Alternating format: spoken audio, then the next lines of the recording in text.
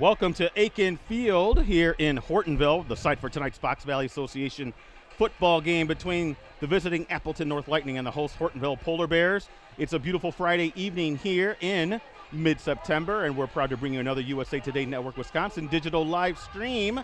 I am Ricardo Arguello, part of the USA Today Network Wisconsin digital live stream team, hanging out as always with Brett Christopherson and bringing you those high-definition shots, Jim Rosandick. We are your three favorite USA Today Network Wisconsin digital live stream members. And Brett, we're back here at Akin Field to check out the Polar Bears again as they welcome Appleton North here to the game, and we're expecting a good one here at Akin Field. Good to be back at the Ville, right? The Ville. Yeah, beautiful night again, week 5, gorgeous summer-like weather, and kind of an intriguing game. Hortonville coming off a big win over Appleton East last week. Defense pitching a shutout against an Appleton North team that has played pretty good football throughout, and really looking to get that offense really clicking, and but riding a 3-game winning streak after that season-opening loss to McWanago. We'll kind of see how this goes. I have a weird feeling this is going to be kind of a competitive, low-scoring game. When we were here a couple weeks ago for Hortonville Kickoff, I know Kickoff ended up having that big second quarter and ended up winning going away, but we thought there were some pieces in place for this Polar Bears team. If they can kind of put it together and get some things going offensively and defensively, that they're going to be in a lot of games this season. So conversely, again, you had Appleton North on our Varsity Roundtable show on Wednesday, and one of the questions, and they owned up to it, is how do you get this offense really kind of matching what the defense has been able to do? And they could be on the cusp of some special things too, Ricardo. So should be an interesting game here in week 5, already halfway through the season. It's warm up here in the press box, and I guess beautiful. We really should relish this because it won't be long before those temperatures start dipping, and we'll all be, I guess, in full pants. Yeah, let's hope not, right? Well, let's hope you are anyway. Yes, you want that. You definitely want that. But, hey, week 5 again, Appleton North and Hortonville. Let's get to know the teams a little bit. I'll start with Hortonville. Yeah. Brett will follow with Appleton North. These notes put together every week so nicely and graciously by Brett. But what do we know about Hortonville? Well, they're coming off a 6-0 victory over Appleton East last Friday. It was their first win of the year in an FVA matchup at Appleton East. Only scored the game. That came in the second quarter when Hortonville quarterback A.J. Pfeiffer hit Ashton Vollner on a 23-yard scoring strike. Defensively, the Polar Bears limited the Patriots to 204 yards. That included a 39-yard effort through the air that saw Appleton East intercepted once. They only completed 2 of 9 from the passing game. Brett, am I pronouncing this right? Harley Juitis? Yeah. Did I say that right? I think so. Juitis. There we go. Juitis. Okay, and Jake Frankel led the Polar Bears defense with 9 tackles apiece. While, hold on, where am I at here? Okay, well, Cameron Cronus finished with 8 stops. Frankel also finished with the sack. Jack Tenney was credited with a pick. And on the season, Pfeiffer has thrown for 359 yards and 4 touchdowns while completing 52% of his passes. He has tossed 5 interceptions. Now, on the defensive side, Frankel leads the way with 35 tackles and a couple of sacks. Cronus next with 28 tackles. And Tennis has tallied 2 picks. As a team, Hortonville averaging 103 passing yards a game. They're allowing 207. And the Polar Bears are averaging 74.5 rushing yards per game. And they're allowing just under 90. Hortonville averaging 7.8 points a game, allowing 25.3. Polar Bears' next game, well, that's at Kimberly next Friday. FVA matchup, kickoff set for 7 o'clock. Now, Appleton North, Brett, what can you tell me about the Lightning? Well, Lightning 3-1 overall, 2-0 in the Fox Valley Association, and they're coming off a 24-7 victory over Oshkosh West last Friday in a Fox Valley Association matchup at Oshkosh. Charlie Olson and Grant Hardy, Ricardo, each tossed touchdowns. Hardy rushing for another as Appleton North earned its 3rd straight win. Olson connected with Bobby Salm on a 19-yard scoring strike in the first quarter, while Hardy was credited with a 63-yard touchdown pass to Michael Guido in the 3rd quarter that gave the Lightning a 14-0 lead. Hardy's 28-yard run in the 4th quarter then capped the scoring. Mason Skorstad also hit a 23-yard field goal for the Lightning in the 3rd quarter. Olson, 61 yards on 6 of 9 passing, while Hardy completed all 3 of his passes for 72 yards. Appleton North overall finishing with 173 rushing yards behind a balanced effort that saw Gavin Zielinski rush for 48 yards, Hardy for 44, DJ Wilson for 43, and how about Salm for 38? Guido's 72 receiving yards. That paced the wideouts. Keegan Zamucho, am I saying that right? Finished with a team-high 3 receptions. Defensively, the Lightning limited the Wildcats to 81 yards rushing, 193 yards overall. Ben Wenzel finished with a team best 10 tackles, while Psalm finished with 8 tackles, and Eli Vazina, one of our guests Wednesday night, he recorded 7 tackles and an interception. Looking on the season, Olson has thrown for 434 yards and 2 touchdowns while completing 66% of his passes. He has tossed 3 interceptions. Hardy's season stats match what he did against Oshkosh West, so the first time Hardy getting in the passing game last Friday night. Psalm, the team leader in rushing, 224 yards, 3 touchdowns. He's averaging 5.7 yards per carry, 56 yards per game. Wilson is next with 157 yards. Guido and Mucho, or maybe it's Muko, are the team's top receivers. Guido has 12 catches for 242 yards and a touchdown, while Muko 18 receptions for 111 yards. On the defensive side, Psalm's 40 tackles. That leads the way. Wenzel is next with 30 stops. Ezra, Bowman, Barnes, and Brady Golden each have 2 sacks, while Daniel Garrigan, he was a guest as well on Wednesday. His 2 interceptions are tops on the team in that category. And then as a team, Appleton North is averaging 126.5 passing yards per game and allowing 82. The Lightning averaging 151.5 rushing yards per game and allowing 111.2. And finally, looking at the scoreboard, Appleton North averaging 19 points per game and allowing just 10.3. And a big game for the Lightning next week, home against Neenah, a game we're going to stream at Akin Field.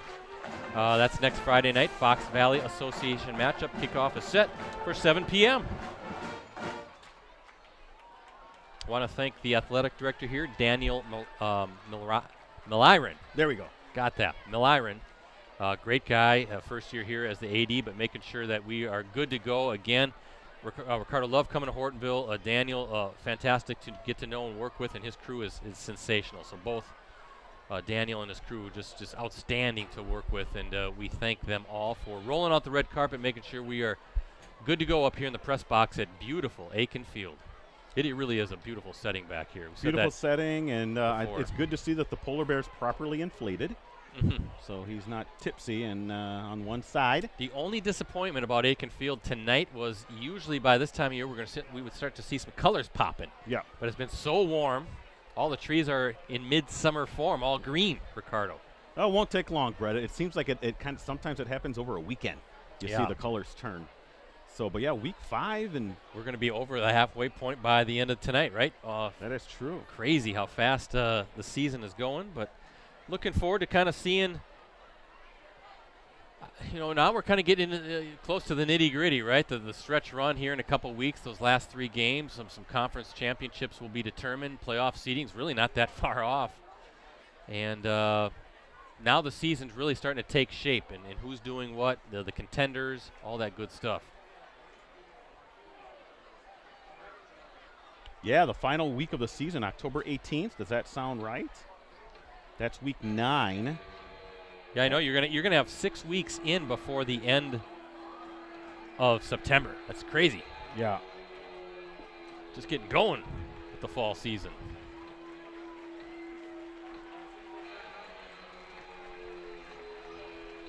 Well, what do you think? How do you see this game shaping up? Again, Hortonville coming off that win against Appleton East, a big win. Remember, an Appleton East team that had caught everybody's attention after that Week 2 win over Kettle Moraine, a state power. Then Appleton East took one on the chin against Neenah, but that's a good win for Hortonville because we feel like that Appleton East program, they have some pieces as well in a program that's kind of on the cusp of making that next step. I think with Hortonville, it's a matter of mistakes. Can you limit mistakes? You limit mistakes, you limit penalties. Maybe you get a little bit of surprise performance from someone on the offensive end. Brett, they'll be in this game with Appleton North. Now, Appleton North, the roster's always talented. It's a matter of them executing as well. Now, they've had some tough games, too, against some opponents, I feel, that are on Hortonville's level. So it's not out of the realm of possibility that Hortonville is going to be there till the end. We kind of expect a closer game, but Appleton North has done a great job of pulling away at the end of several of their wins this season. They're 3-1. Everyone forgets week 1 they lost to McWanago. They probably should have won that game in our eyes. They were good enough to win that game, and they would be 4-0. And you're talking about a top 5 ranking, in the 2 major polls that we have in the state, Brett. So this is, I think, both teams have yet to play a complete game, and that's what both coaches, I'm sure, are expecting from their respective teams. I'll bring that up here later. That's a good point. But Rob Somm kind of insinuated as much, Ricardo, when he was talking to our colleague Mike Sherry. Mike Sherry always does the games, kind of top 5 games of the week, games to watch, and this was one of his games. And Rob Somm kind of indicated that, hey, we're kind of now it's week 5. We're in the midpoint of the season. Now it's time to kind of really start, hitting our stride here, and maybe, like you said, Ricardo, playing a complete game. And I'm sure on the other side, Hortonville coach Nick Reichert saying the same thing to his guys. Want to thank our season sponsors, Cellcom and Cooney's Embroidery and Sportswear. Cellcom is your local wireless carrier who keeps you connected to what matters most with a homegrown 5G network and extraordinary customer care. They are more than just a wireless carrier. They are technology with a heartbeat. Visit Cellcom.com to learn more. And get your team, club, or business name out there with Cooney's Embroidery and Sportswear. They customize products specifically to fit their customers' needs. Custom embroidery, screen printing, and graphic design. Cooney's does it all. Visit them online at Cooney'sEmbroideryandSportswear.com.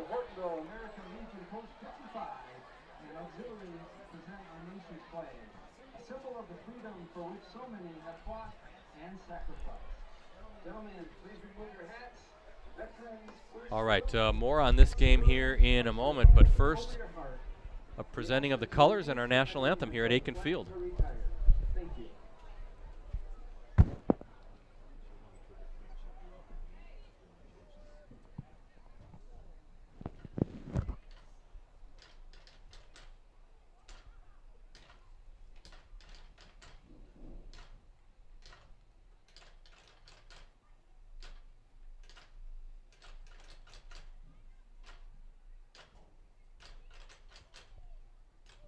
The singing of the national anthem by the Hortonville Area School District 6th through 12th grade combined choirs under the direction of Mr. Justin Folk.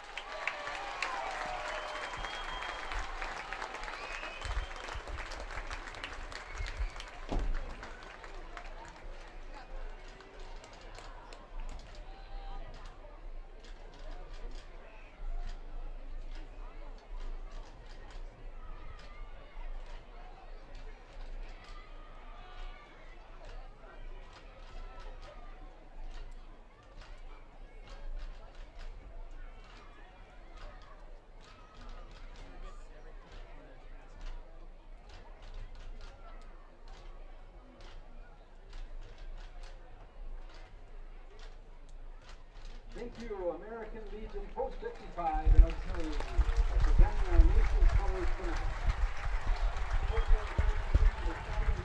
All right, a few minutes away from the start of tonight's Fox Valley Association game between visiting Appleton North and host Hortonville. Expecting a good one here. Beautiful September evening, week 5 of the high school football season.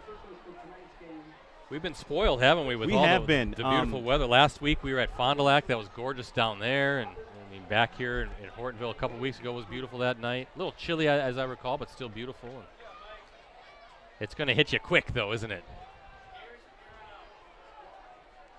Yeah, like I said, it's going to seem like over a weekend we'll probably plummet 25 degrees or something like that. And good times will be over. Well, I shouldn't say that because I personally like the fall weather. But the only problem with fall weather is that it leads to winter weather. Yeah. Neither you nor I are big winter guys, but we still get some pretty nice days in October as well.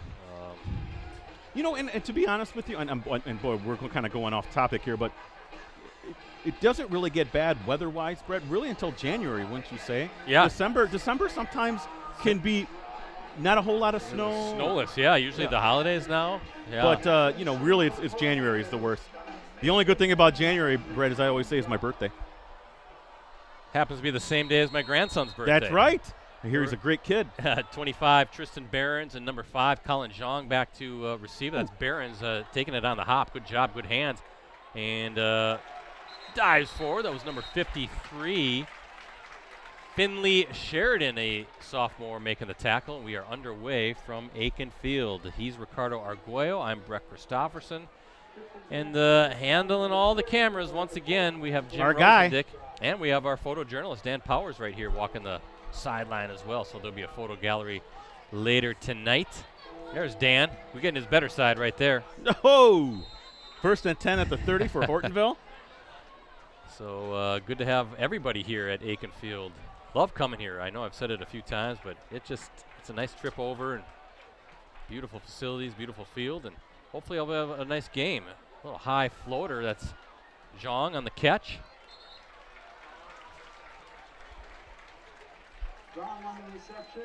And Ricardo, that was Broden Butson, the quarterback, number 10. I was going to say.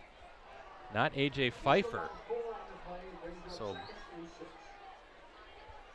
well, Butson completes his first pass. A little high, but able to get some positive yards out of it. Just underway here at Akin Field. Hortonville Polar Bears hosting the Appleton North Lightning. 2nd down and 6 from the 34.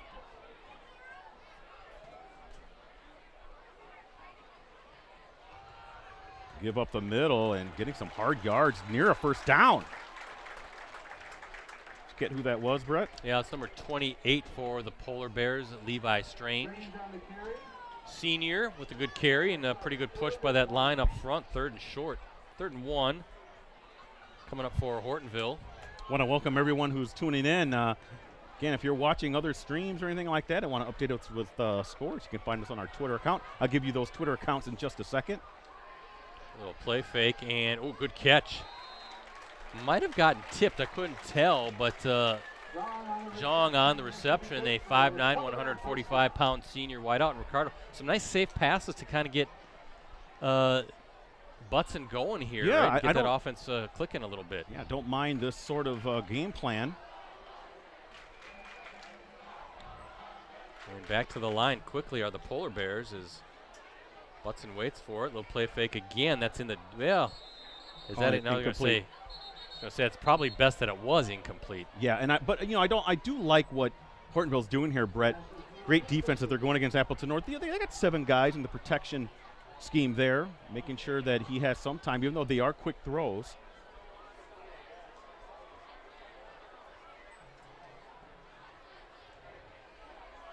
Yeah, we appreciate the scores. If you can send them in. I'm at PC Bretzi. He's at Ricardo De Leon. Rosie at Metal Rosie.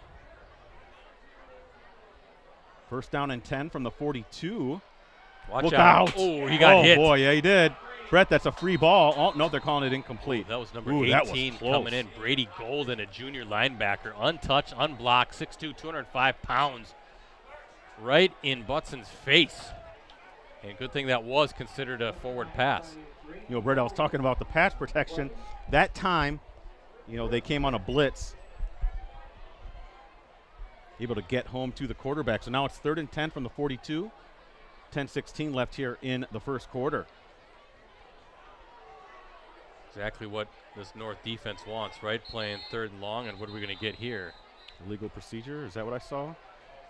Yeah. False start. I'm sorry, 5 yards. So tack that on.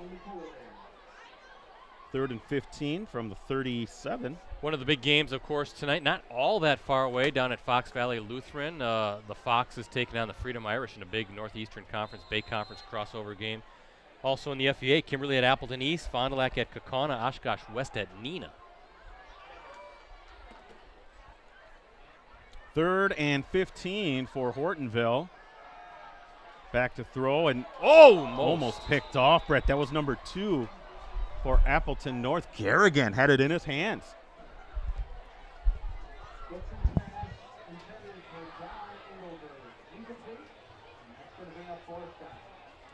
So that will bring up a punting situation as Appleton North's defense allowed 1 first down, but they'll get the ball back with, I would venture to say, solid field position. Michael Guido back to receive the punt. Very good athlete for Appleton North. So we'll see. Ricardo saw him coming in fast to darn near blocked it. See if it takes a Hortonville bounce or a North bounce. It's going to take a Polar Bears bounce off the 21-yard line. So first offensive possession coming up for this North squad. Again, looking at the FVA schedule, kind of curious on that Fond du Lac Kaukauna game. But man, the Cardinals 0-4, maybe the toughest schedule in Division One. Yes. Period. And they could drop down to 0-5. But remember, last year they were winless and they beat Kaukauna in a big game that kind of got their season turned around last year. Well, they're going to need it again this year if they have any hopes of reaching the playoffs. Kimberly and Appleton East might be interesting too. Are the Patriots are they the team that beat Kettle Moraine in week 2? Or I know you think we both think very highly of Kimberly. We've seen the Papermakers now twice. Top-ranked team, undefeated, and kind of barreling ahead. But sometimes that could be a little bit of a tricky matchup as well. You never know. Brett, there was a hold on that punt return. Oh, boy. So first down and 10 at the 11. But, yeah, Appleton East, I'm sure that's a team that felt that they let one get away there with Hortonville last week. Wins are very hard to come by in the Fox Valley Association, Brett. First and 10. They'll call it from the 10. For Appleton North, 4 receivers set. I see Tamari up top. Yeah, Abraham Tamari. Last time we streamed Appleton North, and that wayward pass. I think it was tipped. Was it tipped? Yeah, we were at Appleton North for the Week 1 game against Mukwonago. Was that a 20-10 game, I want to say, that Mukwonago ended up pulling away in that one? Yeah, and we didn't see Tamari that night. But good to see Abraham, a very good athlete, heck of a basketball player as well. But he brings that physical presence and that experience to that receiver group. Of course, Charlie Olson, Ricardo, the quarterback. He was one of our guests Wednesday night on Varsity Roundtable. Got a fun show with some of the guys from that North football team. And that's going to be a handoff. Even Olson getting out there on the block, but a nice little play. That's Gavin Zielinski, the senior running back, with some running room and some good blocking up front. That's going to move the chains. Now, Ricardo, they were honest about their offense, right? Yes. It's not like it's been bad or anything, but I think they expect more of themselves and want to see this thing get going because they've got a top-level defense again, and they get an offense that starts to really click.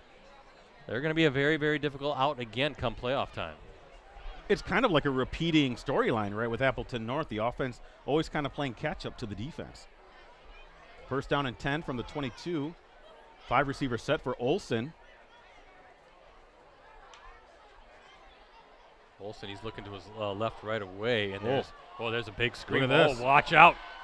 And a nice little play design there, getting it in Zielinski's hands and getting it out on that wide receiver screen, letting those blockers do some work, and then letting Zielinski do the rest, finding that turf, and already past the 40 to the 43-yard line. Nice little play.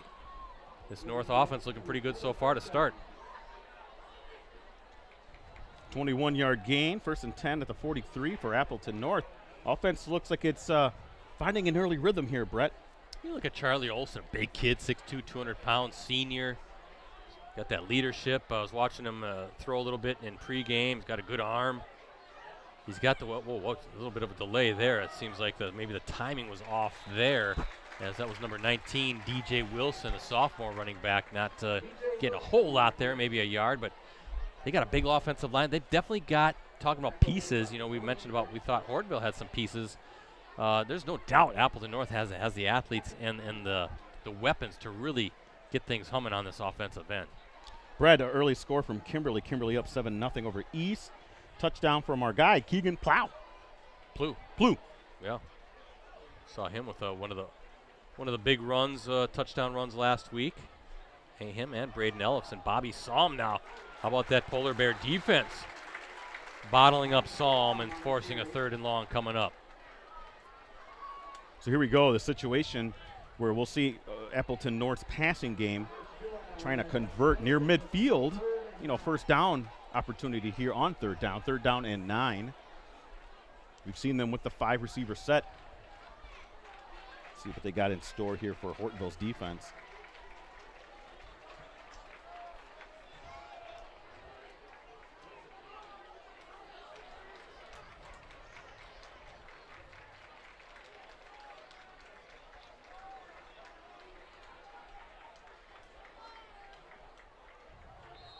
Oh, we have a flag. Is that some false start? A little bit of a flinch there. And now Appleton North going to be behind the sticks on this third, but 3rd and 14 coming up.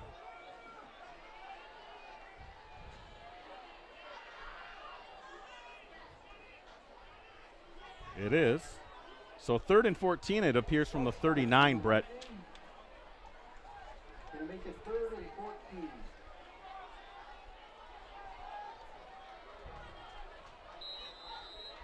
Again, the opposing stands have filled up nicely. It was late arriving North crowd. Big crowd here, right? I mean, look at, they have a huge grandstand in front of us. Takes a while to climb up. And, Brett, did you need a couple stops there, my friend? No, I was good. I was All good. right. That was good, but it's big and it's full. There's a big crowd here on a Friday night. Olsen has got time and intercepted. Intercepted by number 18 for Hortonville. Jace Frankel, the junior linebacker, 5'10", 190 pounds, getting in that passing lane, Ricardo. I think he was reading it the entire way, and not only that, but showing some great hands on top of it all. That was not an easy catch over the middle. Yeah, kind of his knee accidentally hit the turf there, Brett, or he might have got some more yards on that return. But a nice recognition kind of play. You know, everyone always talks about defenders not having great hands, but Brett, he had pretty good hands there. Very good hands. So look at this field position in Lightning territory. That's where the Polar Bears start, at the Appleton North 49-yard line. Got to take advantage of this. If you're a Hortonville and a Hortonville fan, your offense has to take advantage of this great field position. Handoff to that's number 25, just diving ahead. That's Barons, 6'2", 230-pound sophomore. Got some size. Trying to get that line to move, but that North defense not budging a bit. No gain on that. 2nd and 10 coming up.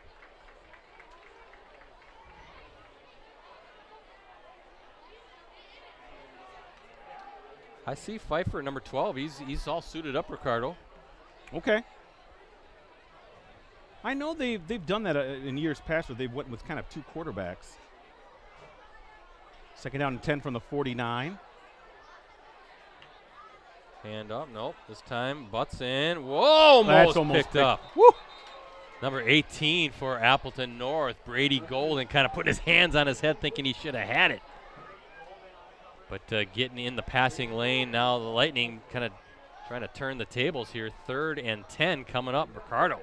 That'd be a big hold for this North defense, considering where that interception put Hortonville on the 49-yard line. Haven't moved a yard since. Yeah, I got to be careful here in terms of having a turnover or anything like that. Field position game thus far. Set up a screen. Barons breaks that tackle. That was nice. He does, and gets the first down. That was Sean Hansen, the senior defensive back there, and a good player, 6'1", 175 pounds. You just got a credit right there. Barron's just making a move, right? And making a play. That's a play Hansen normally makes, but you got to tip your cap. 1st and 10 on a big 3rd down and 10 throw, setting up the screen. Got to give Hortonville's offense. That's a good play call. Yeah, a little misdirection there. Now there's a handoff to number 28. Boy, Bobby saw him in fast. But that was Strange on the carry.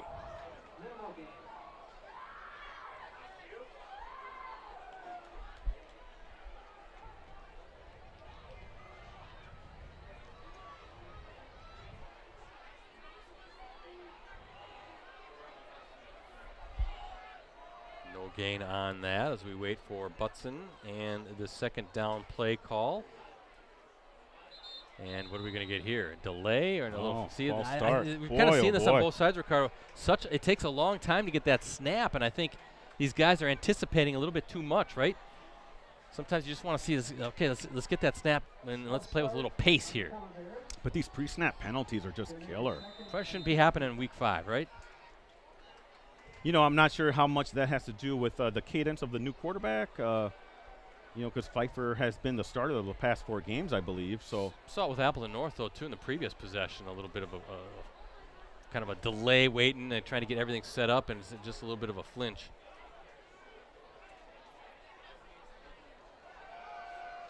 Got to get rid of it, and almost. Oh, there's a flag down as well. Right by the line of scrimmage, Brett. Is that going to be a hold? Oh, yeah, right at the 50-yard line.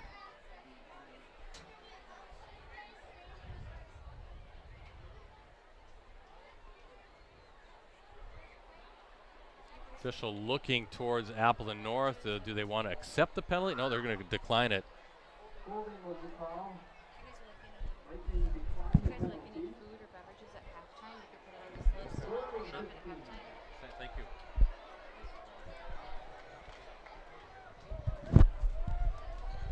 All right, so Appleton North declining it and setting up this 3rd and long for Butson and the Polar Bears offense.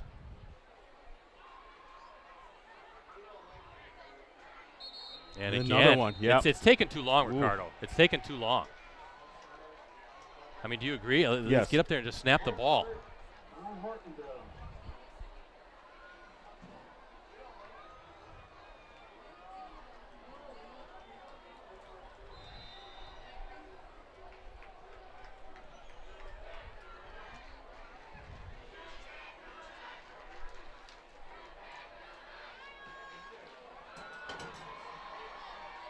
So we'll try it again. 3rd and 20.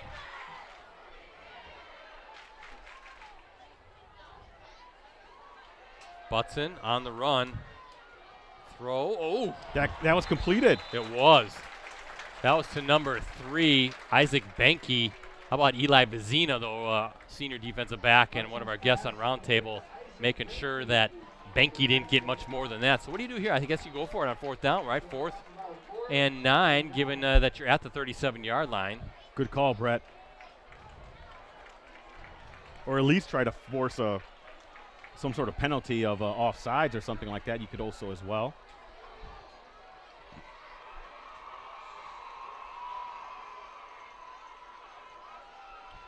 Butson looking downfield and got it. Wow. Wide open. That's Colin Zhang, Ricardo. Just finding a nice open area for Butson. Butson puts it there. Zhang had to go down and get it, but how about that on 3rd and what was it? 3rd and 20, then 4th and 9, and there's your 1st down conversion. So inside the 25 on the move. 1st down and 10 at the 23. Yeah, are the Polar Bears. Handoff.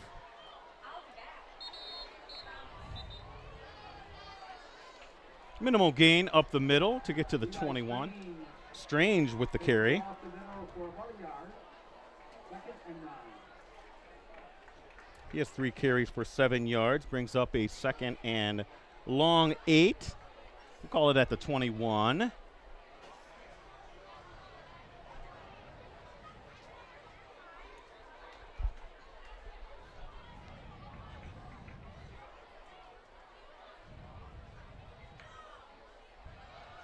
It out Another quickly. open. Yep, to Zhang Zhang. again.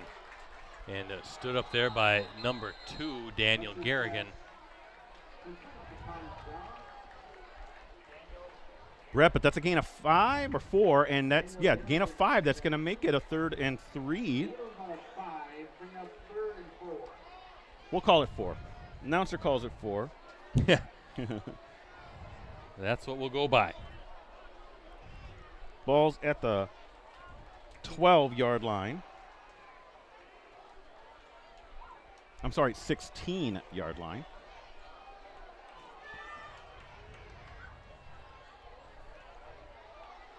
Zhang in motion as Butson waits for the snap.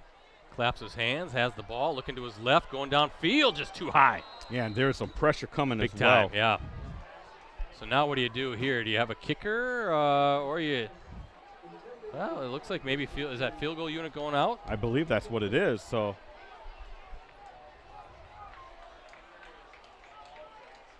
So it's going to be a 33-yard attempt. The ball's going to be marked or spotted, snapped to the 23.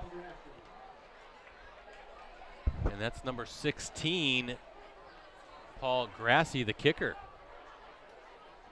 33-yard attempt coming up. Pfeiffer with the hold. Low snap. Kick is up. Oh, he and got it it, I is think. no good. Must have been wide right. More than enough leg. Yeah, but there's a flag, though. Flag, and Hortonville's clapping its hands. Because there was pressure on that kick. Are they going to call it a Roughing the kicker. roughing the kicker? That'll be a first down. That is the call, Ricardo. Wow.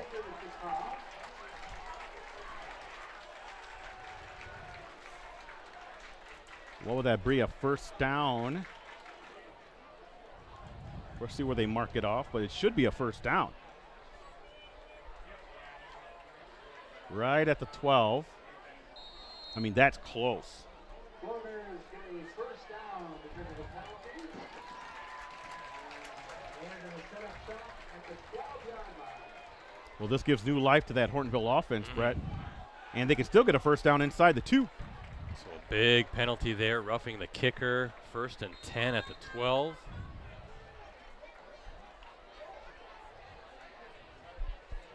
Five receiver set, Brett.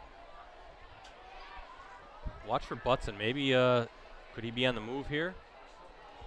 Try to spread everybody out, spread that defense out, try to find a running lane. Let's see. Butson, he's going to drop back. Nope. Over the middle. Nothing there. Definitely a little off timing-wise on that first down throw. This is pass intended for Colin John. Bring up a 2nd and 10. Ready, a 12-play drive, Brett. This started at the 49. Very methodical, let's just put it that way, right? Another 4 receiver set. EB near side, 3 receiver spar.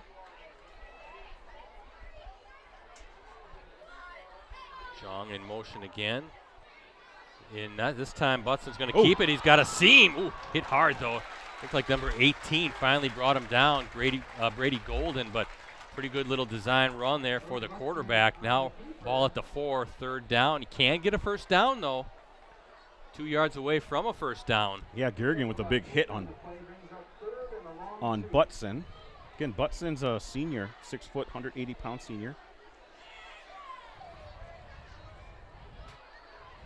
Again, 4 receivers set. They are spreading out Appleton North's defense on this 3rd and 2. That's what I'm thinking. Maybe Butson trying a run again.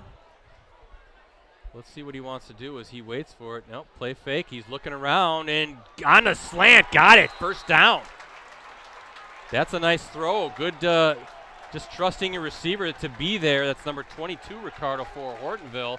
That's Connor Christensen, a 5'11 sophomore. Trusting that he's going to run that route precisely, and he put it at a spot where only Christensen could get it. 1st and goal at the 1 now for the Polar Bears. Butson this time under center. Is this going to be a sneak?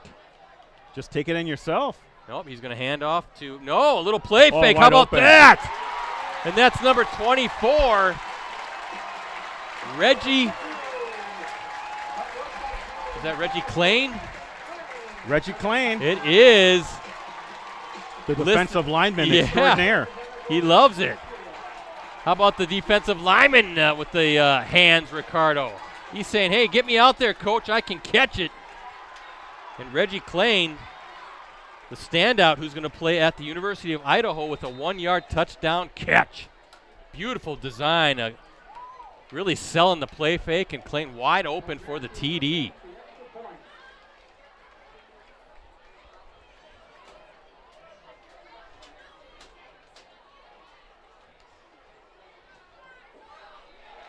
Kick is through, and with 1:22 to play in this first quarter, there's a good look at Klein. Hortonville strikes first on a very long, methodical touchdown march.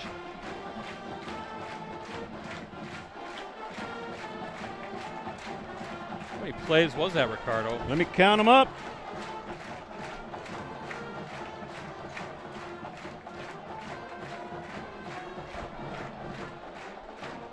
$14 plays. 14 That play doesn't drive. count the penalties, and there's a penalty on that field goal. That was a critical mistake there, Brett. Another score near the end, or 5 minutes left in the first quarter. Seymour's up over Wapaka. That's a big one. How about the Thunder this year? Coming off that big win over Xavier, 33-7. I think that shocked everybody, not just in the office, but in the state.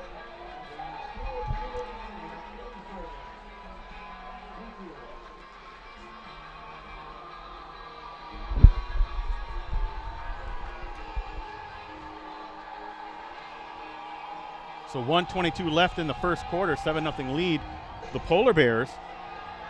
And that, remember that play, they had it at midfield because of that interception. Right, and also, Ricardo, remember too, a play that, or I should say a drive that was extended because of that roughing the kicker call.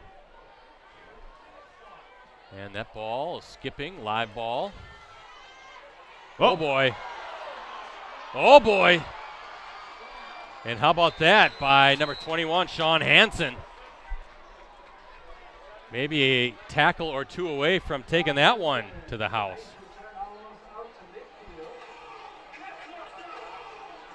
Takes it out to the 47, Brett. Exactly what Appleton North needed.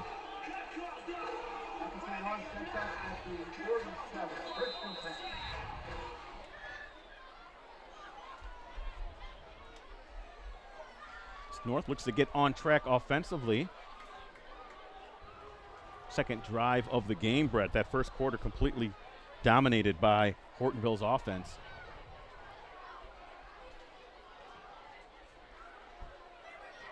Oh, good play fake by Olsen. Really sold that. Barrels ahead for a good chunk of yards there. Got to be about 7 yards to the 46. Had the defense guessing on that. Brings up a 2nd and 3.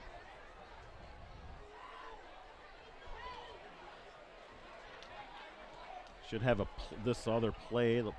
Might be the last play of the half, or the quarter, I'm sorry.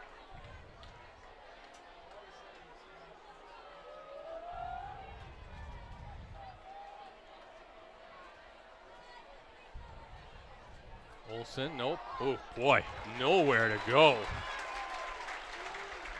That's DJ Wilson. And you talk about a defense plugging the holes there, Ricardo. I mean, he barely got the ball, and it was a rush from that front of the Polar Bears. So we'll see if that's going to be the last play of the quarter. Do the Lightning want to run one more? This will be end of the quarter.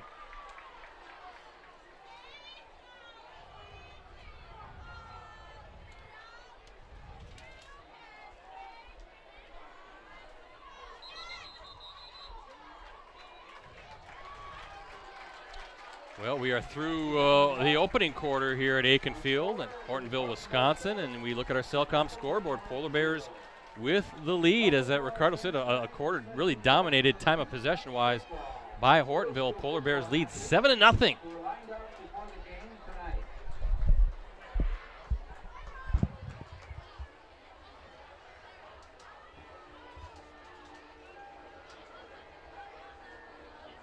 All right, and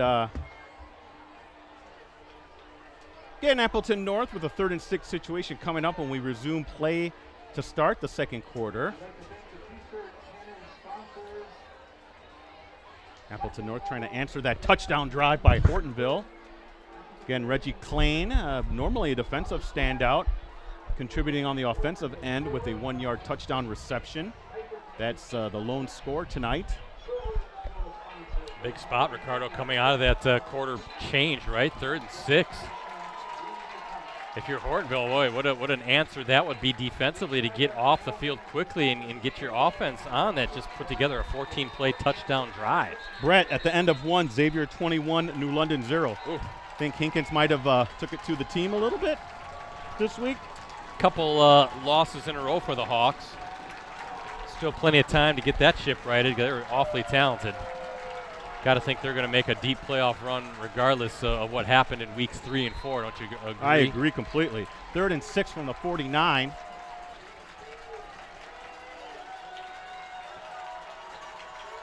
Olsen. Watch out. Oh, Olsen hit hard. Somehow gets rid of it. Look at this play. He's got one back defender to beat. He's in. Unbelievable, Ricardo, to Grant Hardy. Brett, I did the lookout. That was just my old football instincts taking over there. Is that a 49-yard play? I believe so. Wow.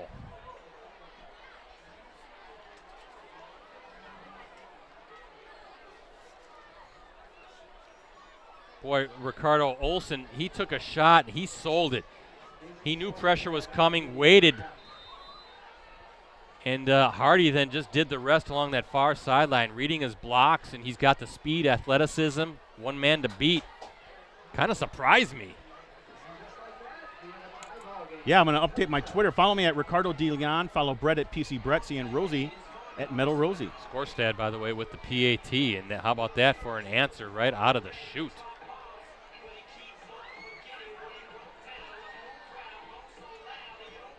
I thought Olsen was going to get leveled on that before he could get a pass off.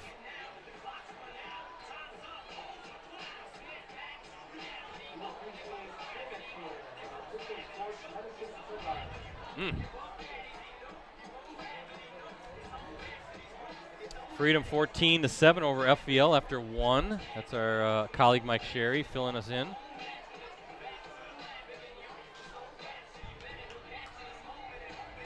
But Freedom is back. How about FVL, Ricardo? I mean, they coming off that big Apple Bowl victory a couple weeks ago over Xavier, and then they fall to a at the time, a winless Wapaka team last week. Winless Wapaka team, Brett, but one that does have playmakers. I will say that the Pittman kid, Xavier Pittman, that's a kid who advanced to the state tournament or state track meet, Brett, as a sprinter.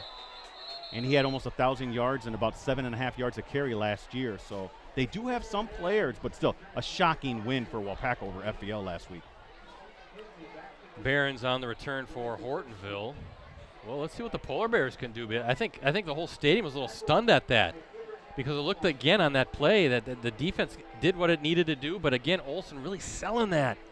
Brett, it shocked us. Yeah, I was expecting to see Olsen really get flat in there because the pressure was so intense. But credit the quarterback for standing there and he got crunched. Don't sugarcoat it, Brett. He got smoked. But again, he ran the play to perfection and let that rush come through, and then let those guys on the outside and his playmaker, Grant Hardy, do some work. Little play fake there, and first touch this time for number 4. That's Levi Hebe, the senior wideout. Takes it out to the 24. Now, Ricardo, we have A.J. Pfeiffer in at quarterback for the Polar Bears on this series. We look at Pfeiffer, 5'9", 180-pound sophomore quarterback, so he's going to get some snaps, try to run this offense here. And, hard running here. Oh, wow, look at this. Good blocking and really reading those blocks. And there's going to be a late hit on top of that after that. That's number 25, Tristan Behrens, on the carry.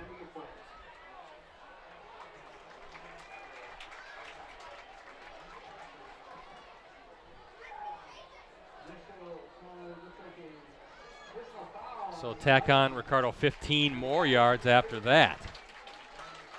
And already in Appleton North territory, they're going to mark it right at the Lightning 45.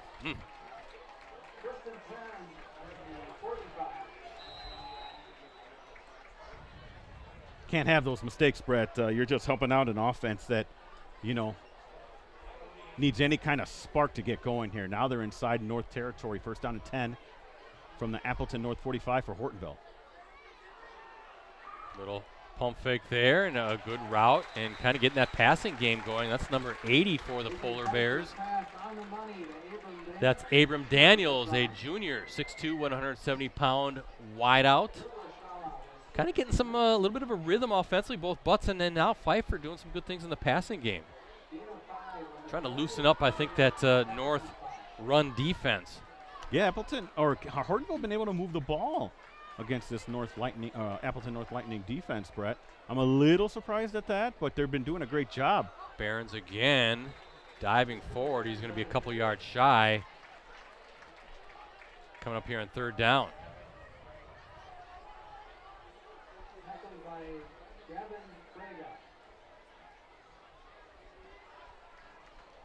See if I can add up Barons' night so far.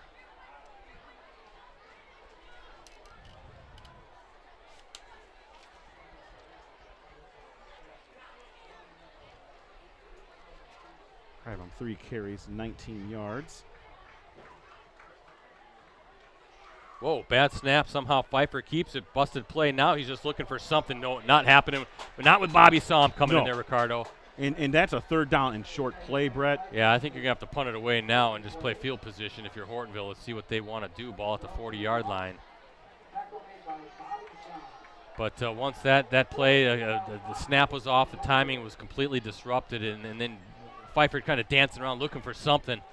You're not going to do that with that North defense. It looks like the punt team coming out, Ricardo. I think that's a good move. Great move, because now you're talking about pinning North deep if you get a good punt. Sometimes that's been, a little bit of a struggle for some teams this year.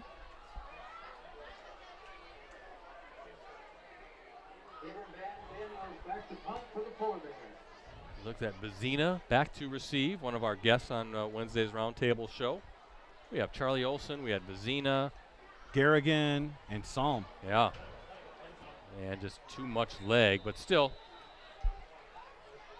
Appleton North will begin on its own 20-yard line. Hey, I was doing some sniffing around, and maybe you can correct me if you think I'm wrong, but compared to what I found in the records, this is only the second time these teams have met. What? Appleton North leads the series 1-0. The only other time these two teams squared off was week 2 of the 2015 season. Well, we'd have to ask Dan Cohn. Well, that's what I looked.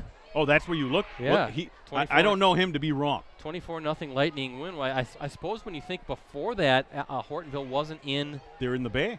And then previously, then they went to the Valley Football Association. So I guess it does stand to reason that they haven't met each other too much. Olson, and a nice pitch and catch there. Oh, big hit.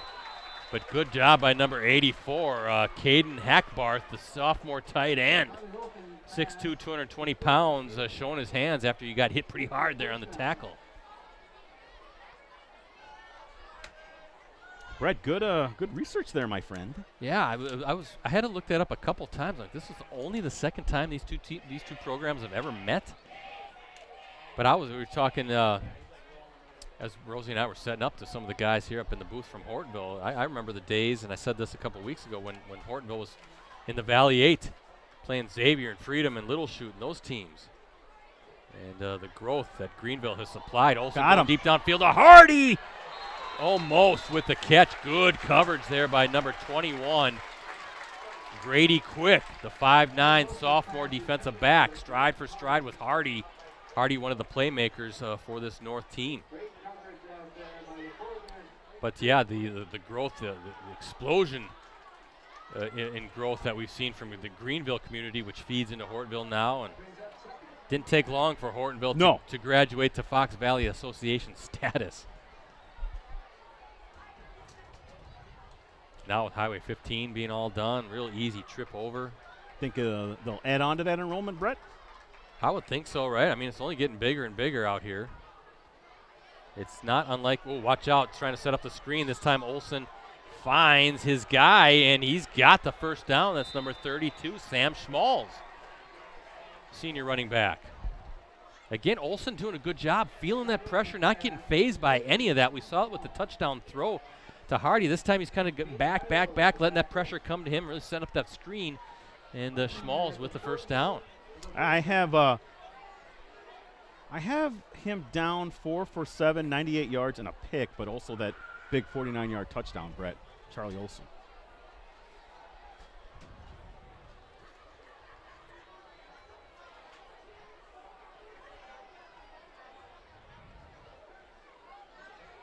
Hand off, trying to get around the edge. That's Zielinski, but yeah, another flag. Is that going to be a face mask potentially, or what do we have here? Appleton North clapping its hands. And we're going to get a horse collar tackle, it looks like, against Hortonville. So 15 more yards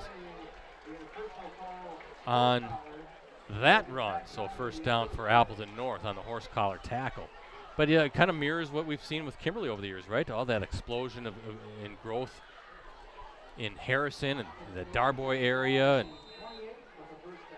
And that's really, I mean, there's more houses. I kind of live in that neck of the woods, so there's more houses that I see when I'm taking my bike rides through there, just new neighborhoods, new subdivisions. Same thing over here. Prime opportunity here for Appleton North, Brett.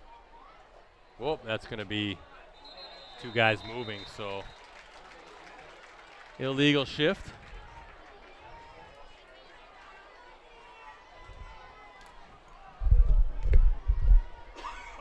False start on the Lightning to make it 1st and 15. Little confusion on that snap. Two guys moving. 1st and 15 now for Appleton North.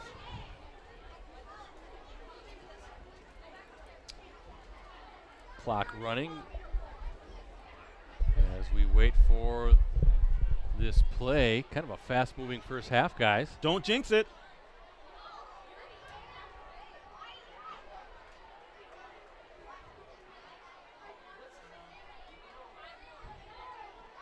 Hortonville showing blitz, backs off. Now Olsen takes it now on the himself. run.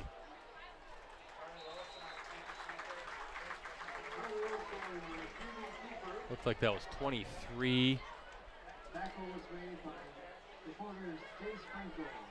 Jace Frankel, number 18, the linebacker, and Harley Juarez, Gonna bring up number 23, coming in, bringing Olsen down before he could get too much farther downfield. Second down coming up. Closing in on the midway point of the second quarter. Beautiful Akin Field. Again, folks, don't forget later on tonight on postcrescent.com, you're going to see a photo gallery from our photojournalist, Dan Powers. He's here tonight as well. Olsen, play fake. He's got time and finds Hardy with a great hands. Nice hands catch by Hardy right at the 22-yard line. Boy, he's such a weapon, isn't he? He is. That brings up a very manageable 3rd and 4, Brett. Well, I see Hardy. He's listed at quarterback, wide receiver, and punter. And he's a heck of a basketball player as well. gain of 10 on the play. It's going to bring up 3rd and about 4.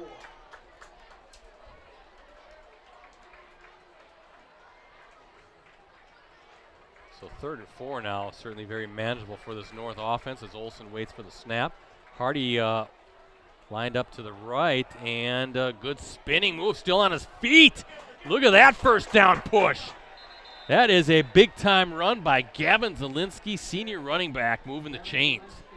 Just refused Ricardo to go down. 8-yard run, but Brett, that's got to be as powerful an 8-yard run as we've seen lately.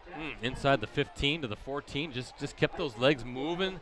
Little spin move. I don't know what you used to talk about video game controls. Press 0. Is that what it is? Yeah. The O button on the PlayStation Yeah, I controller. don't play video games, so. Not since Pong. I was a little bit after Pong, but they still had 2 buttons on the old Nintendo controller. Thought you meant the one button on the Atari. Olsen now, handoff this time to Psalm, reading his blocks, finding some running room, and inside the 10, Appleton North knocking at the door. Ball's going to be spotted at the 8. Tackle made by Keenan Heido. Offensive line starting to find its rhythm a little bit, Brett. It's going to bring up 2nd and 5. Of course, penalty, the big horse collar kind of, jump-started the offense as well, Brett. Shows you how penalties really kind of damage. Seems like we've seen that a lot so Yes. far this season, right? In all the games we've done. 2nd and 4 from the 8. They give the Psalm up the middle. He's Is got he the first inside? down. Yeah, he got the first down. Ball will be at the 3. So 1st and goal coming up for Appleton North. On the verge of adding another touchdown here and taking the lead. Tackle made by Brody Radford. I think you're right that offensive line is starting to kind of feel it here a little bit.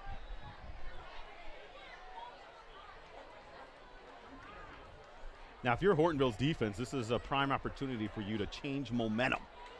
I know it's a first down, goal to go from the 3, but if you hold them here and somehow turn it over or turn the ball over, force them to a field goal, I think that's a win for you. Well, we'll see what happens. We're calling a timeout, North. Getting close. I didn't even see that the back judge was counting, or just something was a little out of whack. So timeout for the Lightning gives us an opportunity to talk about a couple things. Next week, Ricardo, we're back at it. We're going to see this Appleton North team again for a big Week 6 matchup as the Lightning host Neenah. Fox Valley Association matchup. We'll see if the Rockets can kind of get back on track here tonight. Live coverage from Akin Field in Appleton. Kicks off at 6:45 p.m. And then right now, a digital subscription, unlimited digital access, 6 months for just $1. That gets you full access on your desktop, tablet, and mobile devices every day. Exclusive subscriber newsletters, full access to national reporting with the USA Today Sports Plus app. The e-edition is part of that as well. That's a digital replica of the print edition. So you can go on any of our sites and sign up. I mean, you can't beat it. 6 months going to take you all the way through the winter high school season as well. So if you're big into high school coverage or any type of coverage, all you want to ask for is just $1 single. Give us that dollar. Come on. Brett, Keegan Plow, third touchdown. Plew. Keegan Plew, third touchdown run. Kimberly now leads. It's 35-0. They got the running clock. Wow. Second quarter. Kimberly's just on a roll. They're starting to feel like Kimberly, right? Yeah. Like a juggernaut type team And I'm again. one of the few folks who give them a first place vote in the ESPN poll. I have no qualms that they're the best team in the state. Saw him trying to push he's his gonna way get in forward. there. Is he in? Are they going to call it or not? Looks like he stopped short of the goal line. Yeah, Kimberly's not kind of messing around, right? This year, they're getting out to big leads. We saw it last week against Fond du Lac as well. They're just relentless. And now I think they got that offense figured out. The first game we saw them, that was week 2 against Bayport. They're kind of doing a lot of direct snap stuff. Marcus Doucette lost for presumably the season with that collarbone injury, broken collarbone. But all of a sudden now you're adding guys like Plew and Braden Ellefson, and they're starting to get the passing game going a little bit. They got a great offensive line. And Kimberly doing Kimberly things again this season. Let's see if Appleton North can do what Appleton North typically does. Handoff is that Zielinski. He pushes his way, and he's in from 1 yard out. Gavin Zielinski, a hard run. And Appleton North now in front.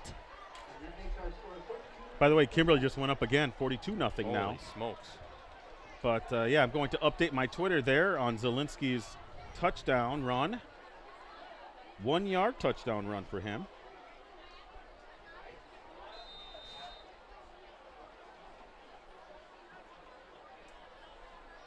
Score stat out for the PAT. That is good. And with 3:37 to play here in the second quarter, look at our Cellcom scoreboard for the first time tonight. The Lightning now in front on that 1 yard touchdown run by Gavin Zielinski. Lightning lead 14-7 in this Week 5 Cellcom Varsity Game of the Week live stream matchup.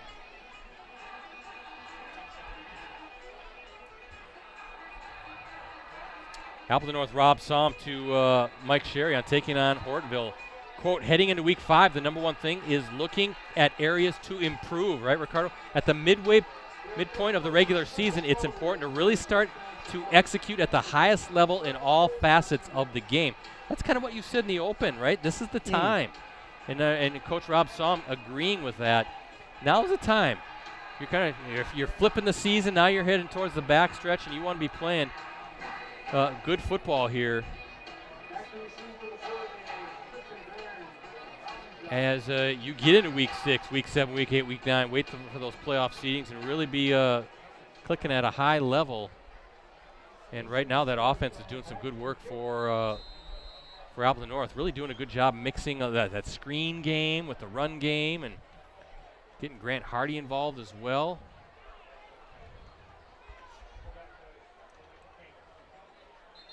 Looks like Barron's on the return. Unofficially 11-play, 80-yard drive for Appleton North.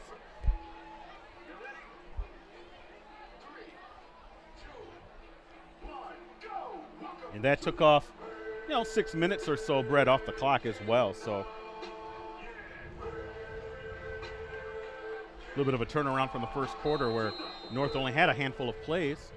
But Hortonville looking to answer, Brett. 3:31 left here in the first half. They have a first down and 10 at the 33.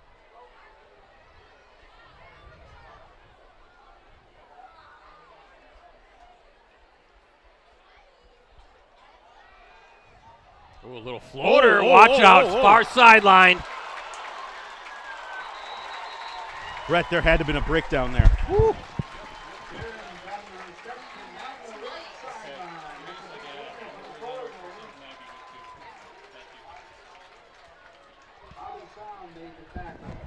Was that to Brett? Was that to Barron's? It was far sideline. I thought maybe Ricardo, he had a chance to go. Then I'll bring up chips with the burgers. Butson back in, running, throwing one, and just watch. Oh, intercept. We got flags. We got flags everywhere.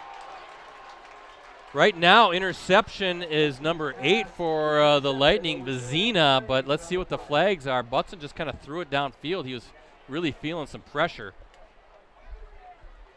Kind of getting some fireworks here. We're going to get pass interference on the Lightning. It's going to negate that interception. Well, Brett, that's going to take them right down inside the 20, I believe. If that's the case, look how quickly Hortonville has kind of taken it down the field. How far was that? 34-yard, yeah, 33-yard pass play. beautiful little floater along that far sideline. Ball will be placed at the 19.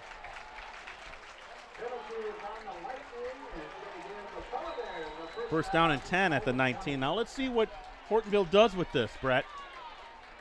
They're down by a touchdown. They're inside the red zone. Can they tie this one up? Or at the very least get a field goal?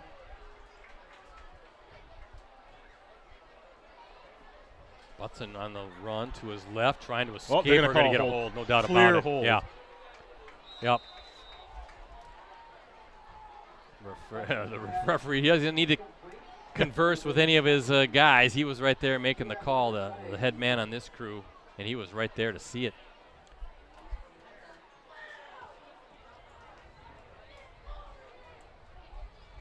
Brett, we talked about penalties, short-circuiting drives. And that's going to be taken all the way back to the 29. So first down and 20. Holding was the call.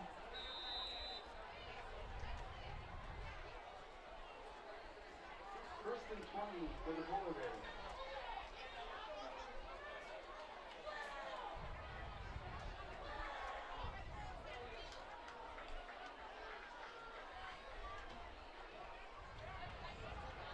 This looks like they want to set. Yeah, I was going to say they want to set up something. Appleton North wasn't fooled at all. No, not at all. And there you can see Eli Vizina again, Isaac Benke on the reception. right there. They said Vizina was kind of the. How do they describe it on Varsity Roundtable on Wednesday night? Kind of the guy that was just sort of the Energizer Bunny out there, right? Always just high energy guy out there, and he's made some plays already tonight. You need those kind of guys in the defensive backfield, Brett. Get everybody amped up, bring a high level of effort and play. Second down and 21 for Hortonville, Brett.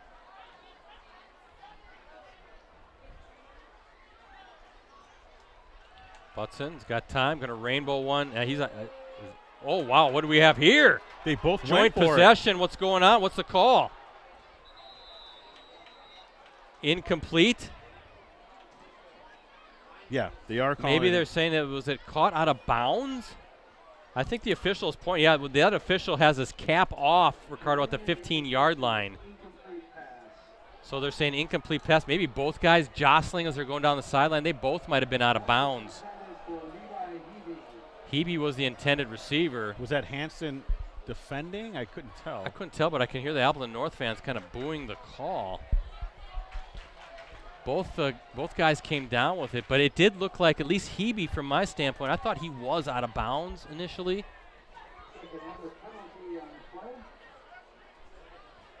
And we do have another flag on the play, too. I didn't even see the laundry on the field. Whoa, Hortonville going backwards, Ricardo.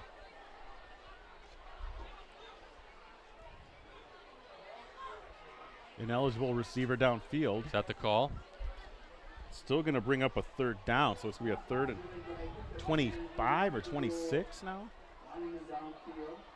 Oh, they're going to call. Is it a second down? They didn't lose the down. We'll see what North has to accept it, though, right? I think they will. See, I wouldn't. It would be third and 21.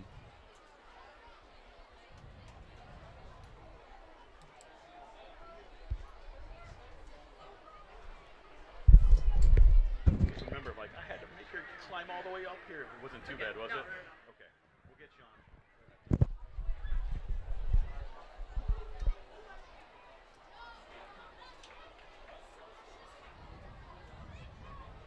See, because, Brett, wouldn't you decline? I feel pretty good about my defense. I think I just keep pushing them back. Okay. But let's see. Officials trying to get things sorted out, and that's exactly what they're going to do. Look at where this ball is going to be. Ooh, okay. Now I see why you take it. Okay. I mean, you're already at the at 45-yard line. Where did this drive this It started inside the 20, right? Yes, to the 19. Yeah, and look at where it is now, back at the 45-yard line.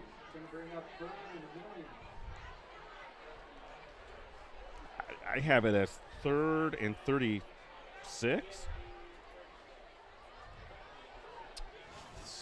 Or they're calling it 2nd and 3rd. No, the down marker says 3rd. Scoreboard right now says 2nd down, but the down marker across from us does say 3rd down. Trying to get this all sorted out, trying to figure things out with 2:18 to play.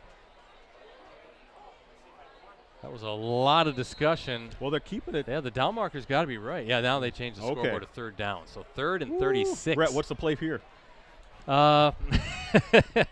How about just a nice safe run and just punt it away? Yeah, I don't want to give North any more time on the clock here. I think I just run it. And live to play another down. Oh, no, they're trying to set up a screen instead. Another flag, Brett. Wow. Defense right there.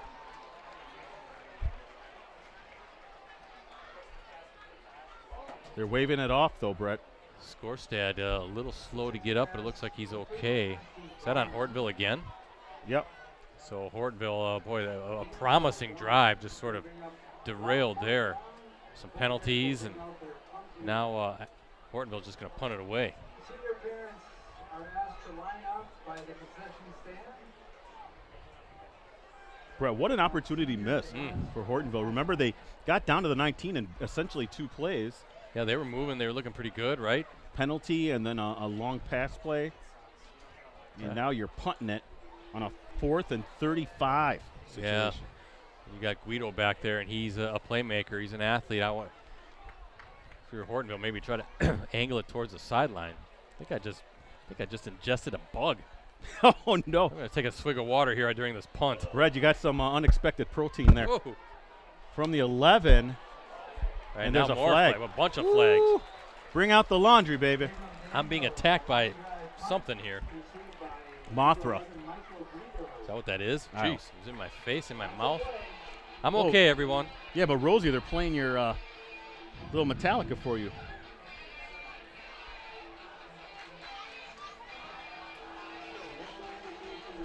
This is Seek and Destroy, isn't it? See, I know my Metallica. Kid grew up in Chicago. Once I moved here, I got into a bunch of metal and hard rock. I never really paid attention to it. But hey, yeah, it made me a more well-adjusted person, hearing different kind of music. Minute 30 to go. Halftime coming up. Stay with us. Ricardo is going to have an interview with a very special guest at halftime. So you don't want to miss that. So it's our first halftime guest of the season. Only took us 5 weeks, Ricardo. I know. Charlie Olson waiting for it. And he finds Grant Hardy, who's trying to make some moves or two. Boy, he's tough to bring down. Takes it to the 22. Appleton North with 2 timeouts remaining. So let's see what this North offense can do. Quickly back to the line. Clock had to stop to reset the chains. Now it's running again. Charlie Olson directing traffic. Waiting for the snap. He has it now, looking to his left. And that's Zielinski, who does a good job just getting out of bounds. And right now, I like what this offense has done in the first 2 plays. Already to the 30-yard line, still a minute 3 and 2 timeouts to go. Actually, 29-yard lines where they'll mark it. 2nd and 3, minute and 3 seconds left. So wonder, Ricardo, are they going to try to really set up another screen, or do you try to? You got to have to take a shot here at some point. And if you're going to take a shot, my guess is it's going to be either Abraham Tamori on that far sideline, along with Zielinski. You got in the slot here on the near side, Grant Hardy, and looks like a timeout now. Polar Bears try to get that defense reset. But they've got playmakers. They got guys that can you can go up, and if you're Olsen, just say, hey, try to win this 50-50 ball.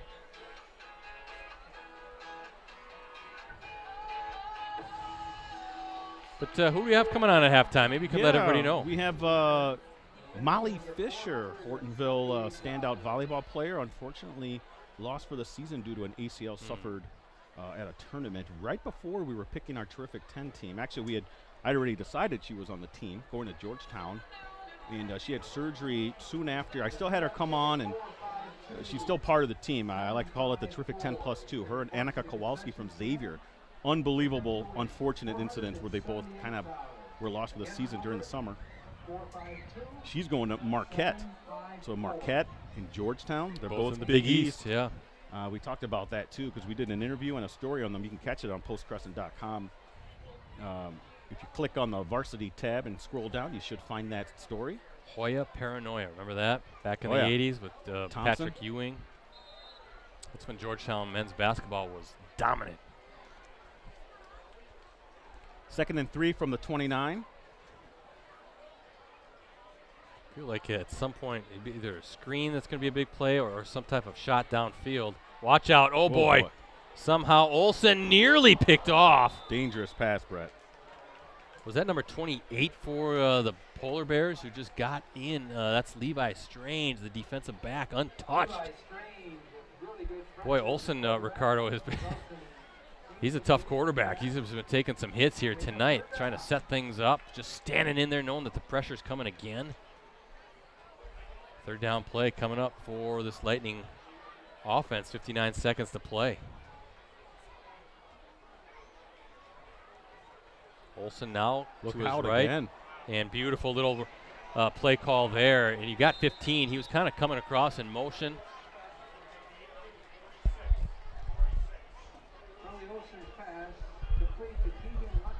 17-yard gain on that one, Brett. Machow. Is that how we're saying? Machow. You were Keegan. struggling with that one. Junior wide receiver, but I like that. They got him kind of in motion. They got him in space, and it was just a good timing play, and Olsen delivered a nice ball. 53 seconds to go.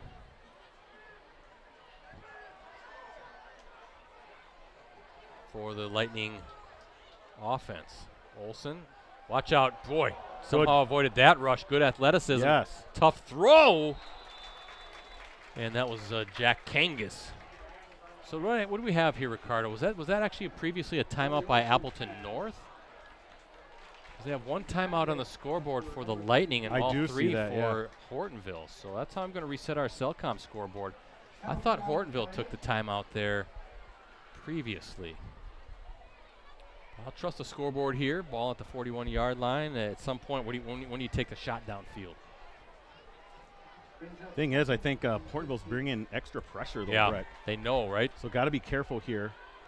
That could leave guys one-on-one, right? And then you win that battle, and it could be a touchdown. Olsen doing a good job of just standing in there, playing tough. Boy, how many penalties is that, Brett? I have lost count. Too many. Too many. Nina all over Oshkosh West tonight, 22-3. Make it 2nd and 20.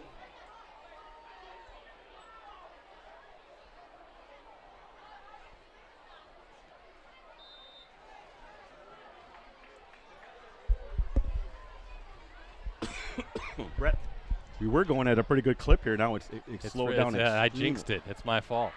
Between that and all the bugs we're ingesting.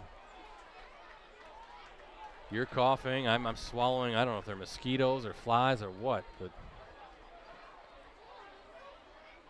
we're being attacked. Olsen now looking and trying to set something up with Tamari, but good defense by the Polar Bears. Reading it all the way. Grady Quick playing quick from his defensive back spot. No gain on that, I believe.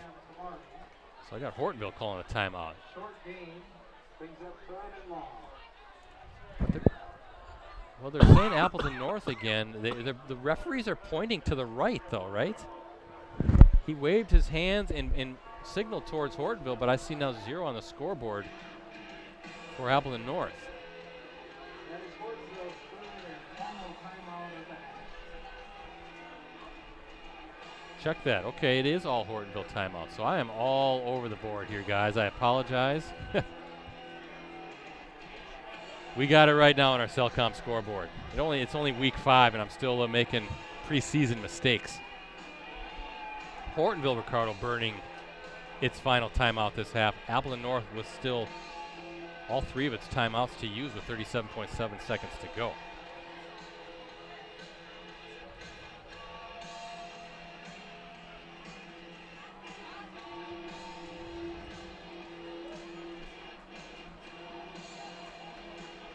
Appleton North offensively, I checked today, 126.5 passing yards per game. That ranks 3rd in the league. It's 151.5 rushing yards per game, ranks 5th. See what they do here on 2nd down and a long way to go, 2nd and 21. Starting to wonder too if Appleton North maybe just wants to, no, they're going to start taking some timeouts.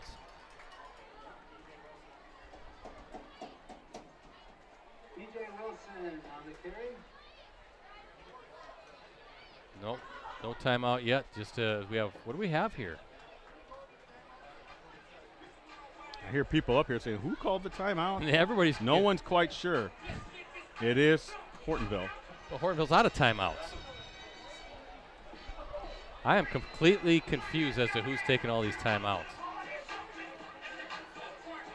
Now, Hortonville has no timeouts, but you saw the official stop the clock, and he pointed at the Polar Bears again. So I'm looking at the stadium scoreboard here. It does say 2 times. Well, now they took him off from the Lightning. I don't know what's going on here. Folks, where's Ken the official when we need him? We're not sure what's going on timeout-wise. I'm looking at the scoreboard here at Akin Field. Trying to get it all settled here.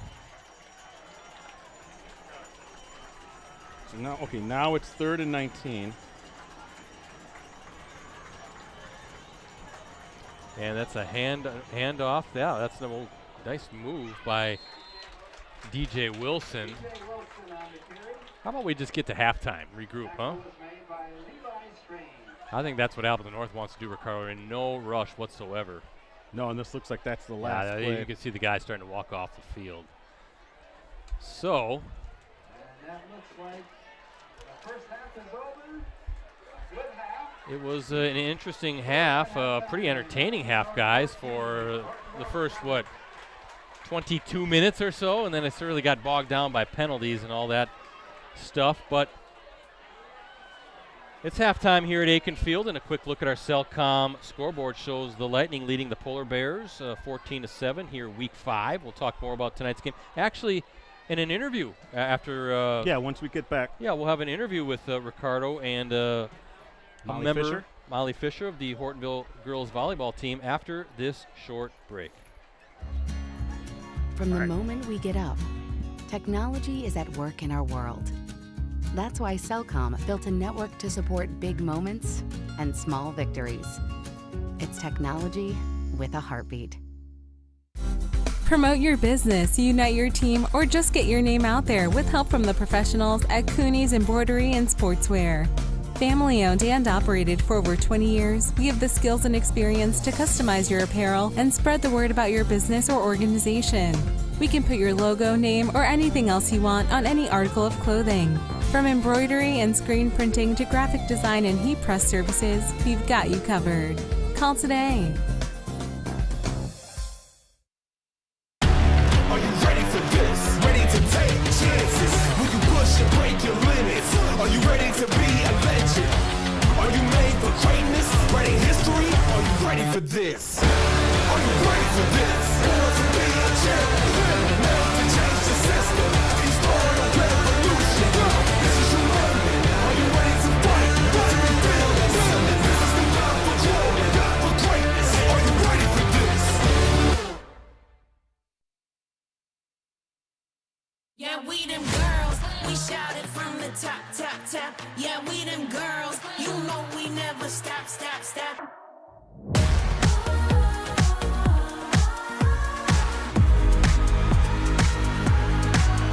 And we never ever gonna back down. Yeah, we them girls, we shout it from the top, top, top. Yeah, we them girls, yeah, we them girls, yeah, we them girls. Number 20, right, back here at Akin Field here in Hortonville, 14-7, Appleton North over the host Hortonville Polar Bears. Hey, we got a special guest here talking to us that came all the way up to the press box, even though she's recovering from a blown ACL. It's Molly Fisher of the Hortonville girls volleyball team. Molly, thank you so much for joining us. Yeah, I felt, of course. I'm here in Hortonville. I'm like, I saw all the students down, like, maybe Molly's down there. Have you come up and talk to us for a little bit, because I want to let everyone know, first off, if you go to postcrescent.com, go under the sports tab and look under varsity, scroll down a little bit, you should find stories related to the terrific 10 girls volleyball team. And a story related to that is the +2 story I did on you, Molly, and Annika Kowalski of Xavier, about you recovering from your injuries and that kind of stuff. First off, how are you feeling? The surgery took place about a month ago, maybe? Yeah, yep. How are you feeling? Give me the state of Molly Fisher. Right now, I'm feeling pretty good. The first 2 weeks definitely are the worst. That Okay. was probably, Why is it the worst? It's just so much pain, and it's just like heartbreaking to not be able to do like anything. So the first 2 weeks just absolutely sucked. Were you bedridden, kind Yes. of, in a way? Yeah. Now, this took place before you started your senior year, right? Yep. So okay. this was like towards the end of summer, so that was good. At least I got those 2 weeks out before school started. So the surgery went off without a hitch. Yep. It's perfectly fine. Now the rehab starts, and I know when we talked to you at length, that was something that was going to be, I don't want to say a grueling process, but it's very intensive. Yep. What can you tell me about that? What's your kind of like daily, weekly regimen when it comes to recovering from that? Yeah, so I do PT about twice a week, and it is pretty hard. You know, BFR is not easy, but that's what you got to go through to get back. Okay. So, Now, what did the doctor say in terms of how much damage was done? He was able to go in there and see, right? Yeah. So was it a little better or maybe a little worse than what you maybe originally thought? it was pretty bad. When he got in there, he actually was surprised. I had a little piece of my cartilage hanging off, so that was one thing that they weren't planning on doing, but they ended up screwing that back on. So yeah, that was kind of the only random thing. Very graphic, but necessary to explain what your predicament was. Now let's talk about the season a little bit. Obviously, you're out for the season. What has it been like? I know you girls want a few more wins for Hortonville, because you girls play in one of the toughest leagues in the state. How has it been? How has your transition been to kind of like super cheerleader, assistant coach in a way? How's that been? Yeah, so the start of the season's been a little bit rocky. We're just trying to still figure things out, and we're growing, so that's okay. But it's definitely making me look at the game in a different view, and I think that'll make me very successful next year when I go to college. So yeah. Okay. Well, listen, I'm going to take a photo of you here, so give me a smile. Talking with, oh, wait, hold on a minute. I didn't have on that. Right here. Here we go. So 1, 2, 3. All right. That's for TikTok purposes. Okay. Because it's a social media world, as you know, Molly. Yep. I got to make sure I post that and let everyone know the interview with you. Okay, so your future now. I know it's tough for you. We talked about that in the story about not being able to do anything athletically your final year. But your mindset has to turn now to collegiately. Yep. Let's talk about Georgetown. You're doing something a lot of girls would love to be in your position. Yeah. Can you tell me what that is like and what you're looking forward to going to Georgetown? It's so exciting just knowing that I'll get to play volleyball like after high school, and I'm just so excited to meet a new group of girls, have new coaches, just a whole new experience that like not many athletes get to experience. Yeah, and if we could, I think I want to rewind it just a little bit. I should have asked you this before about suffering the injury. In what your mentality was right after it, because you're not the first girl to suffer this injury, or athlete, I should say. You're not going to be the last athlete. What was your mentality in staying positive? Because there's no doubt about it, that is a tough situation to take. Yeah, I would say I was just really scared about like, would I get all my skills back? Like, would I be as good of a player? Like, what if I'm worse? Like, it was a lot of like what ifs, and just like, I'm still kind of working through that. It's definitely hard, but I just got to look to the positive and just focus on my recovery and know if I work hard, I'll be back. Okay, and so my last question, how's your senior year going? How are you going to stay positive in that regard? It's your final year of high school before you're transitioning to college. How are you approaching that from a positive mentality? Yeah, exactly like you said, it's my final year of high school, so I'm not trying to be negative about it, because I only get to be a senior in high school once, so why be negative? Yeah. Just be positive. Outstanding. And I'm sorry, I did have one last question. You and Annika playing in the Big East, how forward are you looking to that situation, because you guys are going to run into each other? Yeah, I'm really excited. I think it'll be really cool to see each other like playing on opposite sides because we've always played together on the same side, and then we went through this injury together. So I think it will just be really cool to see each other, back and better. Okay, so that's Molly Fisher, Hortonville girls, senior girls volleyball player, out for the season, but still upbeat. Thank you so much, Molly, for taking time out to come and talk to us. Now, please be careful as you go back down to the student section. I could take those headphones from you then right now. All right, thank you, Molly. Again, that was Molly Fisher.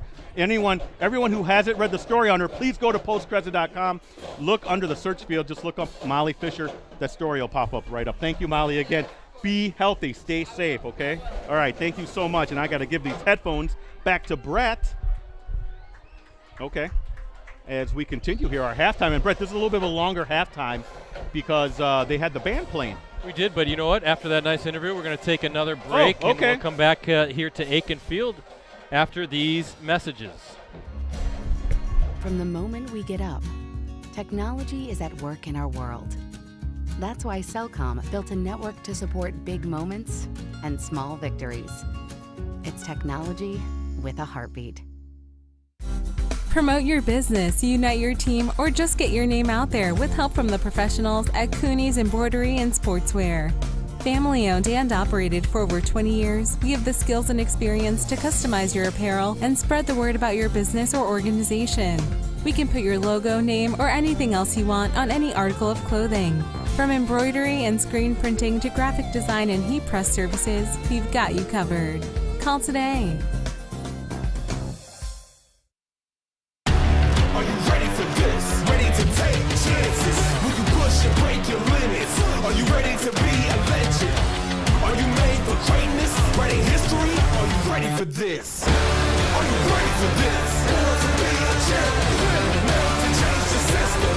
You start a revolution. This is your moment. Are you ready to fight? To be fearless? This is the time for glory, for greatness. Are you ready for this? Yeah, we them girls, we shout it from the top, top, top. Yeah, we them girls, you know we never stop, stop, stop.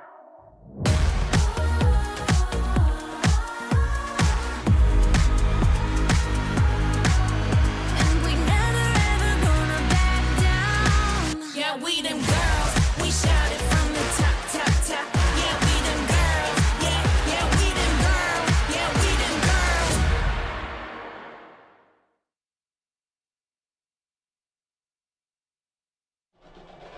Welcome back to Akin Field. We're at Hortonville High School, site of tonight's Week 5 Fox Valley Association matchup between the host Polar Bears, the visiting Lightning. As you can check on your screen, our Cellcom scoreboard shows the Lightning in front here, halftime, 14-7. Again, thanks to our sponsors, Cellcom and Cooney's Embroidery and Sportswear. For a limited time at Cellcom, every phone is on sale or free for new and existing customers. The choice is yours. So stop in or shop online at cellcom.com.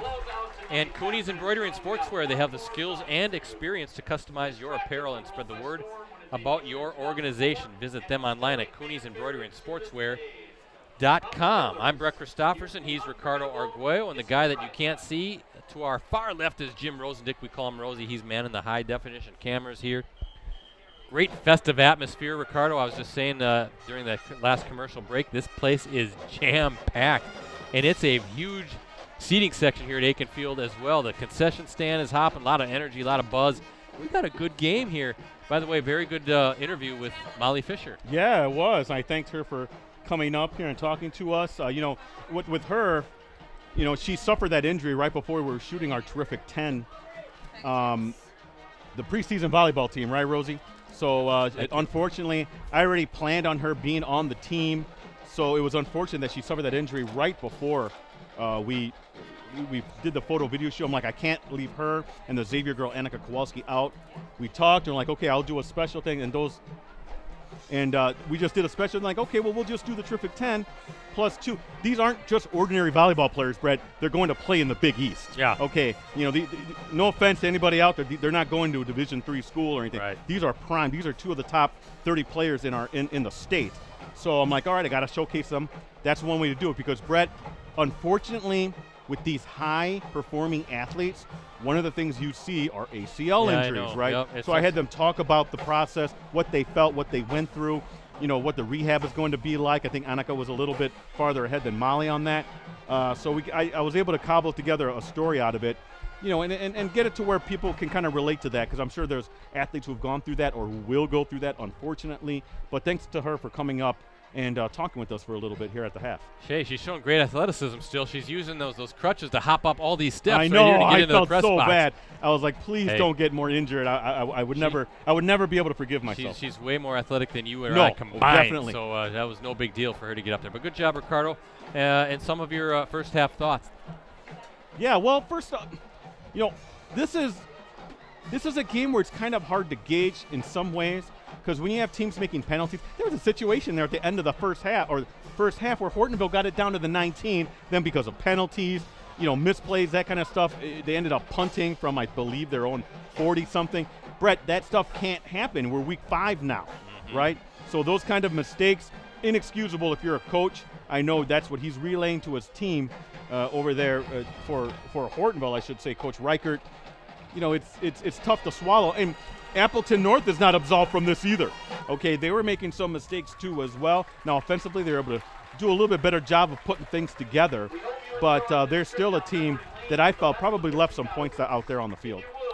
Well, we got a barn burner here, 14-7. Actually, Hortonville jumped out in front, 7-0. Then the Lightning with a couple touchdowns there to take the lead, but good stuff. I'm anticipating a very good second half, maybe a little bit better game than what we're seeing throughout the FVA. I'm seeing Kimberly on top of Appleton East, 42-zip at the half. How about the Papermakers doing some good work? Nina is up 22-3 at the half over Oshkosh West, but one of the big ones here in the Valley tonight, Freedom and FVL tied 21 apiece at halftime, guys. 21-21 FVL and Freedom. Oh, wow, okay. So that's the big one down. You just take Double J from here, and eventually you end up going right past Fox Valley Lutheran High School over there in the north side of Appleton. So some good games going on. Good one right here at Akin Field. We got a lot of good stuff going on at USA Today Network Wisconsin and the Post Crescent. Brett, let me talk here for a little bit, allow you to kind of relax a little bit. Okay, first off, got to talk about a couple of things that I got going on every week.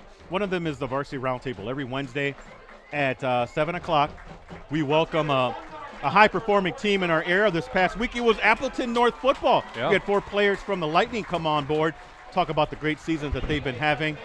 They were fantastic guests, so thank you again to Coach Salm for letting the players come down and talk to me. Only online high school sports talk show in the state, Brett. I've looked. No one else does what we do. That's what we do that's so special here at USA Today Network Wisconsin.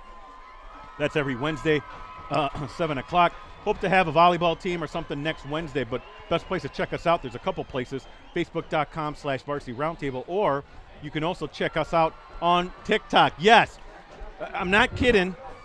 Yours truly, Ricardo Arguello, is on TikTok. It's more specifically at Varsity Roundtable. That's the show's TikTok, and the best place to find out who's going to be on the show. So please follow us there on the old TikTok, and we'll let you know who's going to be on the show every Wednesday.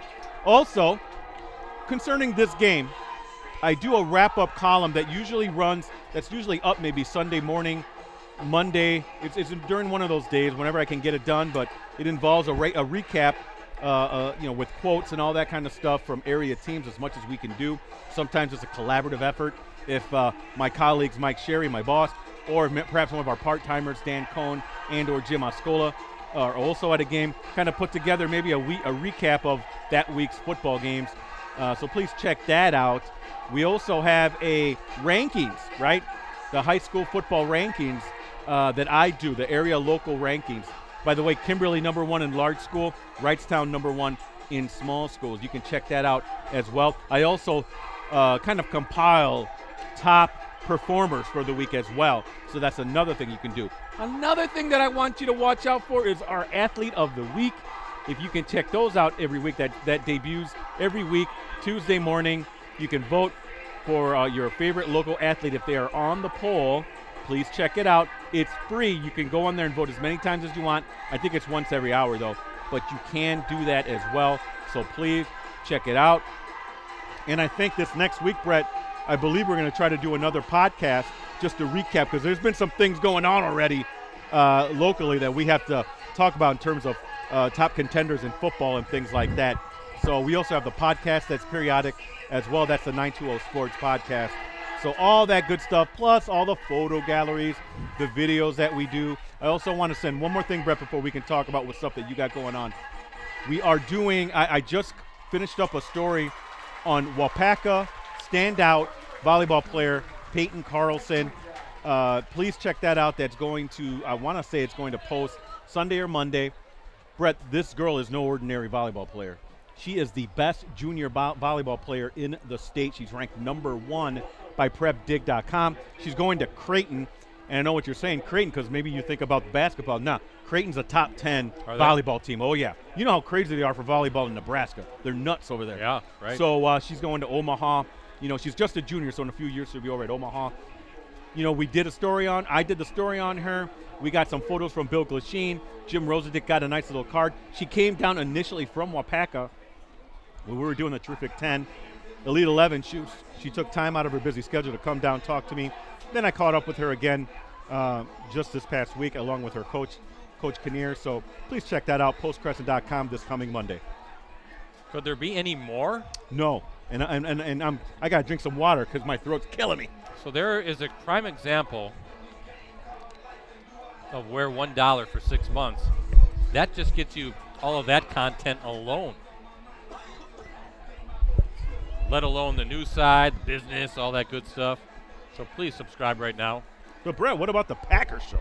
Well, hey, we're off to a great start with that. That's Clubhouse Live every Monday night throughout the Packers season. And we have a different Packers player come join us live in person at the Fox Club. That's at Neuroscience Group Field at Fox City Stadium in Grand Chute, just down the road. Home of the Wisconsin Timber Rattlers, also the very fantastic home now to Clubhouse Live, our second season.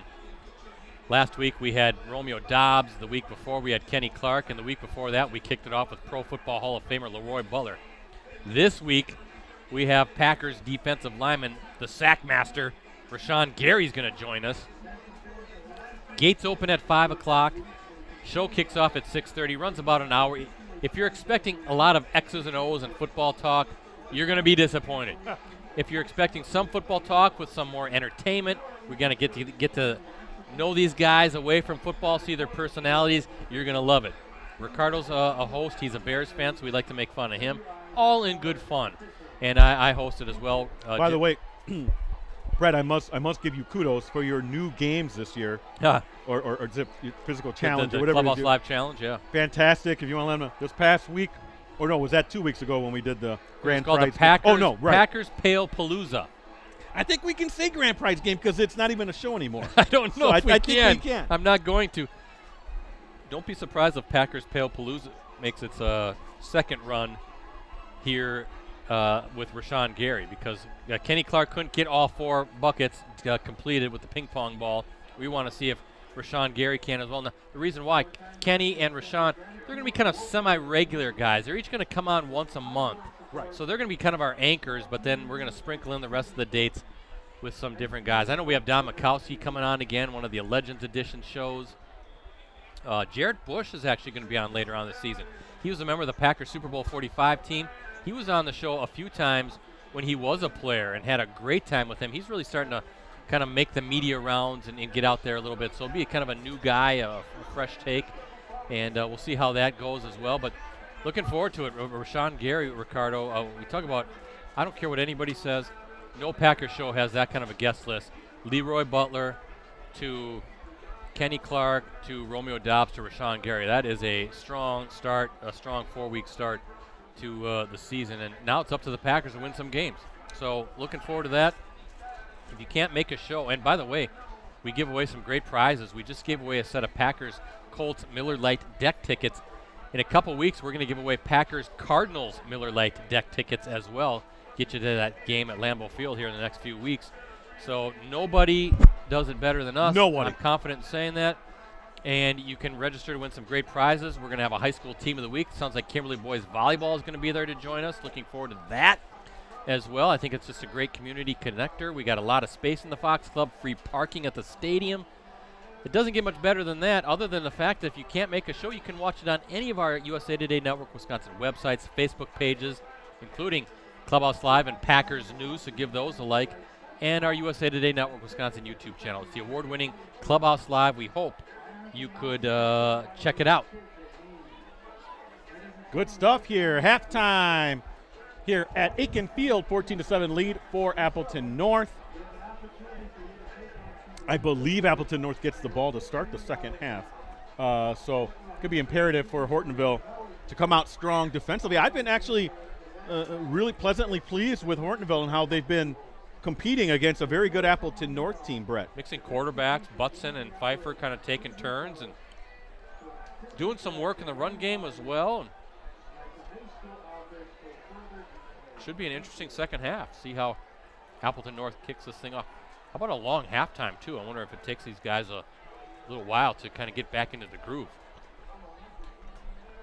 Well, Grassy ready to kick it off here in the second half.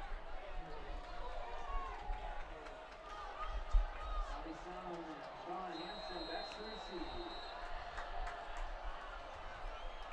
Grassy with the kick. And that is Sean Hansen spinning his way past the 25. And, boy, look at that moon overhead as well, Ricardo. Oh, yeah, that looks nice, huh?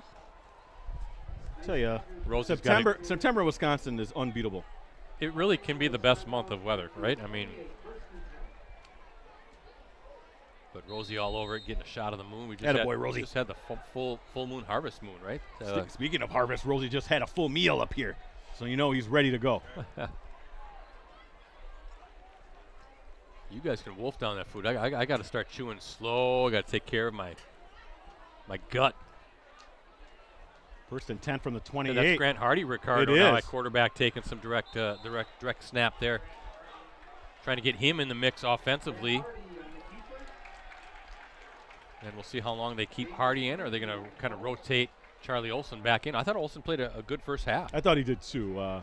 But this has been what they've been doing all year, Brett, though, mixing Grant Hardy in, who's a phenomenal athlete, outstanding basketball player. Yeah, they convinced him to switch over from volleyball to come play and get on the football field again. I would think that basketball team under the guidance of Chris Kellett should be pretty darn good again this year.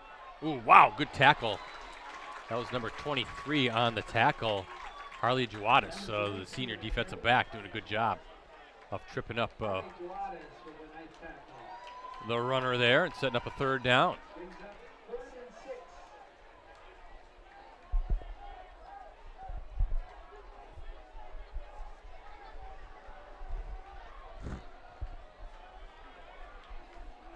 Third down and 6 for Appleton North. We'll see what the Lightning have in store for this Polar Bears defense. Hardy's still back at quarterback. Bobby saw him right next to him. Hardy on the run. He's going to throw it. Kind of a little intercepted. Yes, it was. Right at the 35. And that's number 15 for the Polar Bears. Kalen Plowman, the junior defensive back, jumping that route, Ricardo. I think he was reading Hardy's eyes the entire way. Felt like it was going that way. Hardy kind of sidearmed it over, and Plowman jumped it. Interception. Look at this field position for the Polar Bears. This is what they need. I mean, if you're looking to come out in the second half and start fast defensively, you can't get it any better with a turnover. So we'll see what the Polar Bears can do offensively. They've been able to move the ball at times against this really stout Lightning defense.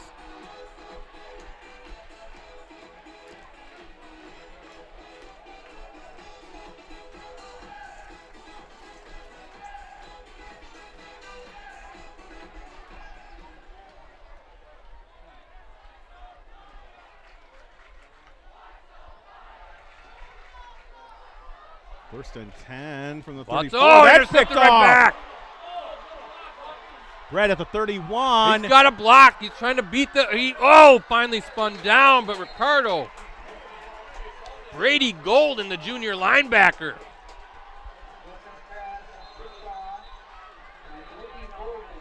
Nice return, Brett, too, if you're a Lightning fan.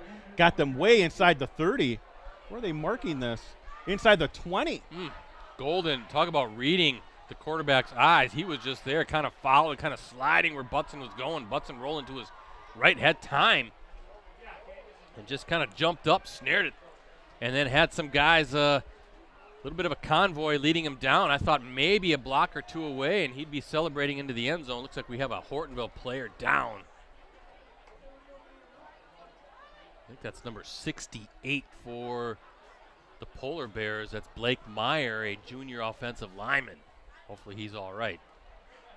By the way, Appleton East with a couple of touchdowns, 42-14. They're trailing Kimberly. Guessing some of the younger players in the game now. Wausau West 14, Wisconsin Rapids 6. That's a surprising score. Wausau West. Oh, no, not so much. I'm thinking of Wausau East. Wausau West has been a pretty solid program. At some point, though, those two schools are going to be merged. Oh, I must have missed that. Yeah, it'll be just be a single good. Wausau school. That's good. Yeah. Of course, DC Everest up there as well. Yeah, so Kimberly well on its way to being 4-0.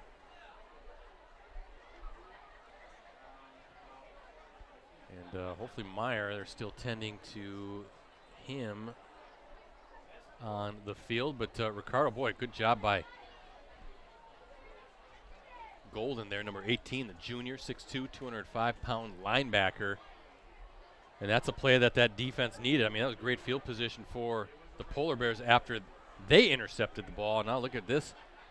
After the return, ball is going to be marked at the 18-yard line. End of the third quarter to appear 21-0 over Green Bay Preble. Fox River Classic Conference action. North, I should say. Getting Meyer back up. Good to see. Yeah, he's going to need some help getting off, though. Can't put any weight on that right leg. That's unfortunate to see. One of those offensive linemen, 5'10", 250 pounds, listed here, junior.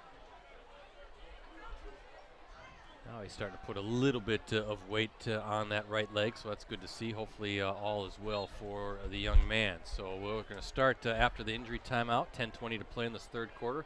Interception and interception right back. Appleton North now in business. Grant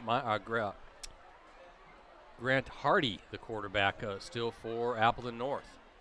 And he's just going to run looking for some holes. Nothing there. Number 35, Ricardo, for the Polar Bears. Matthew Spielman, 6'1", 240-pound senior defensive lineman. Plugging that hole and bringing down Hardy fast. Might have been about a loss of a half yard on that as well.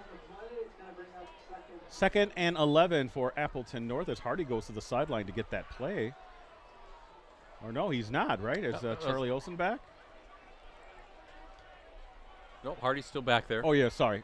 You're looking at number 4. Psalm was going off the field. Yeah, that's what it was. Yep. I'm an old man, Brett. Hey. Eyes are failing me. I'm there with you, my friend. Hardy going to keep it. And making some guys miss. Ooh, big hit. Lowering that shoulder was Grant Hardy, and inside the 15 to about the 12. Brings up a 3rd and long 4. You heard some of the Appleton North coaches saying they got to block somebody out there. Grant Hardy did a good job of being physical on that play, Brett. Yeah, he made sure that if he was going to feel the hit, that the defender was going to also feel that as well. But he broke the arm tackle, too, to start, right when he hit the corner there. So nice, powerful run by Grant Hardy. Yeah, listen, he's a big kid, 6'3", 200 pounds.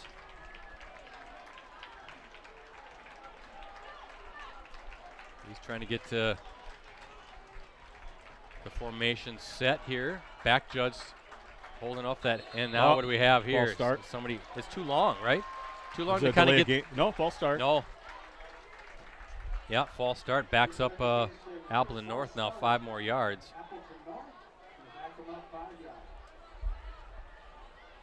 And now Charlie Olsen in at quarterback.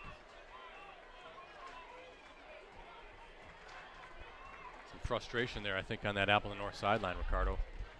Well, they're in a prime position here to go up by 2 scores. You know, I mean, you can't squander this opportunity. Now it's 3rd and 10 from the 17. Tamari near side. A little bit of a power formation for North, though, and up the middle. Yeah, Zielinski, the senior, now 4 down territory, I would think. Let's see, unless they are confident in their kicking game, he could go up 2 scores here with a field goal. Well, there's a kicker does come out. Skorstad's a good kicker. Yes, he is. And he's got the tee, so that is what the plan is, to try to set up for a field goal and take a 2-score lead. It'll be marked at the 22, Ricardo, so a 32-yard field goal coming up for Mason Skorstad.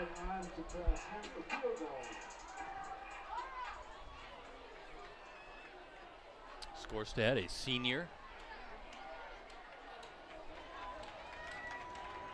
Everything's good. Snap good. Hold good. Is the kick good? Ooh, I don't and know. it is through. It is. 32 yards. And that is a big field goal as Appleton North now takes a 10-point lead, 2-score lead, 17-7 as we look at our Cellcom scoreboard. 7:28 to play in the third quarter.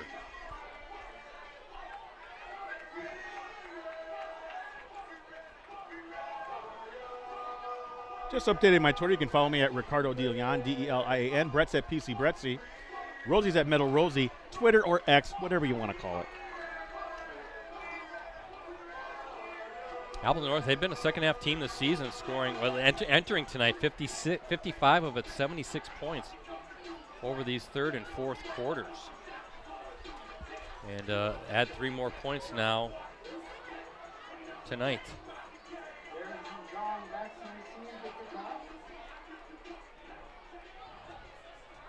So Skorstad will kick away.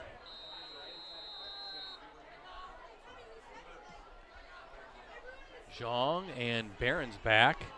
Barron's has it, looking for some space, cut it back, and a good return out to the 35, maybe the 36-yard line.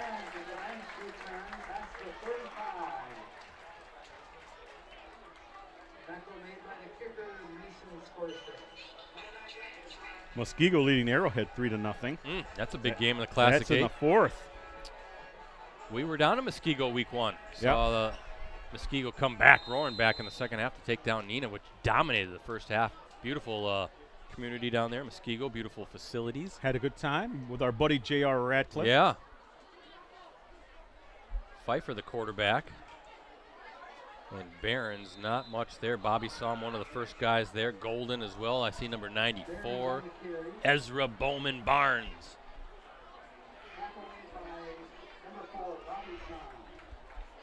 But A.J. Pfeiffer in at quarterback for the Polar Bears on this series. Kind of a big spot in this game, isn't it? Hortonville down 2 scores. You're approaching the midway point of this third quarter. And now Pfeiffer, he's just looking for some blockers, kind of shaking his way, spinning his way. Saw him one again in on that tackle, along with number 55, Christian West. And we have, oh boy, what do we have here? Hansen had a late hit. And you can see, you can see that's number 4, Levi Hebe, doing some clapping there. I see a couple flags. And it looks like we got 15 yards coming this way. You can't do that, Ricardo. No. And I'm sure that's driving Rob Salm and the coaching staff across from us just crazy. Sean Hansen's leaving the field right away. Just getting an earful, and deservedly so. You can't do that. He knows better. Yeah, you see Coach Salm there looking at Hansen. He's going to he's got a few more words He's giving to say him, to yeah, Hansen. he's giving it to him. Can't do that in a close game. 15 yards now. Hortonville in Appleton North territory at the 45. And Hansen, a good player. Very good player. I'm sure he'd like to have that one back. He never struck me as someone, who's has issues with late hit penalties. First down and 10 at the 45 of Appleton North for Hortonville, though, Brett.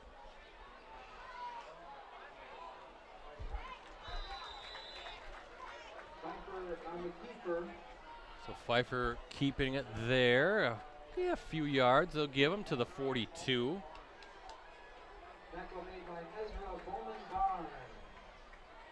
That's just kind of the spark sometimes that all Right. it takes.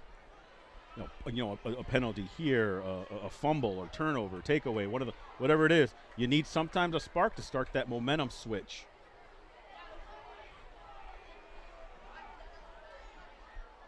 See what Pfeiffer wants to do on this snap. Waiting for it. He's going to hand it off. Ooh, big time hitting there. That's number 28, Strange. That sets up a big third down here for this Hortonville offense. 3rd and 6, so imperative for this North defense to hold firm. Xavier, by the way, end of the third quarter, 35-20. They lead over New London. Wow, okay, that's starting to think of Xavier defense giving up some points, Ricardo. Yeah, they have 2 outstanding players on that side with Carter Apple and, I can't remember the kid. His name will come to me eventually. Pfeiffer looking downfield. I was going to say, good coverage, and that's intercepted. Yep. Vizina. Daniel Garrigan, Garrigan. number 2 with the interception, one of our guests as well. Boy, he just kind of slid over that receiver, really bracketed Ricardo on that play, and just really read it, playing center field, and did what he had to do. Interception again, ending a drive here by the Polar Bears. The ball will be at the 10-yard line. Mukwonago leads Pewaukee 35-13. Sorry, Brett. No, I was going to say now a chance here for Appleton North to build on this 10.2 score lead, but a long field to go.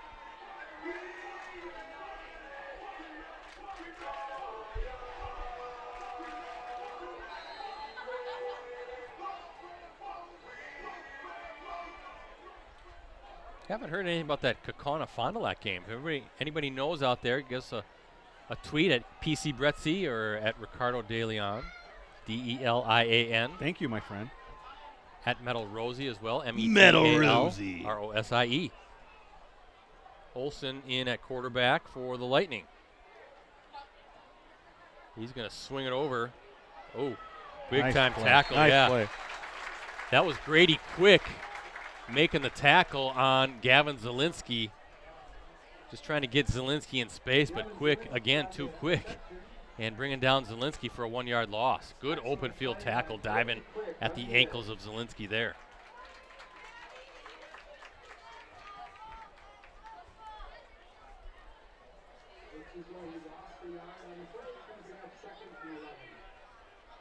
Second down and 11. Loss of 1 yard on that last play. From the 9. Time's ticking down here near the 4:20 mark in the third quarter. Trying to set up a screen. Oh, what a one-handed grab. That's number 33, Jack Kangas, the senior tight end. I thought that was going to be too high. I think he did a good job of hauling that one in. Yeah. Ball's going to be right at the 19, so going to be a 3rd and 1. I'm thinking nothing fancy here if you're Appleton North, right? You're going to rely on that big offensive line and try to get that yard. Just move the sticks.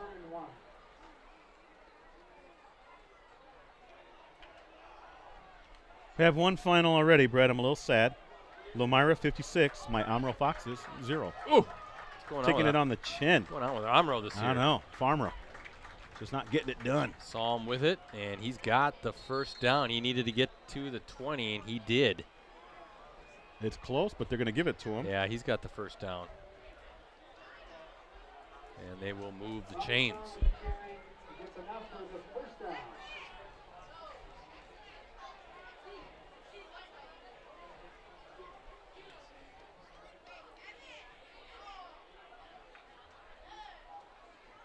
See if I can find that Fond du Lac score for you, BC. Fond du Lac at Kaukauna. Boy, Kaukauna looking really good again this season. Matt Binsfeld's really got it cooking with the Galloping Ghosts.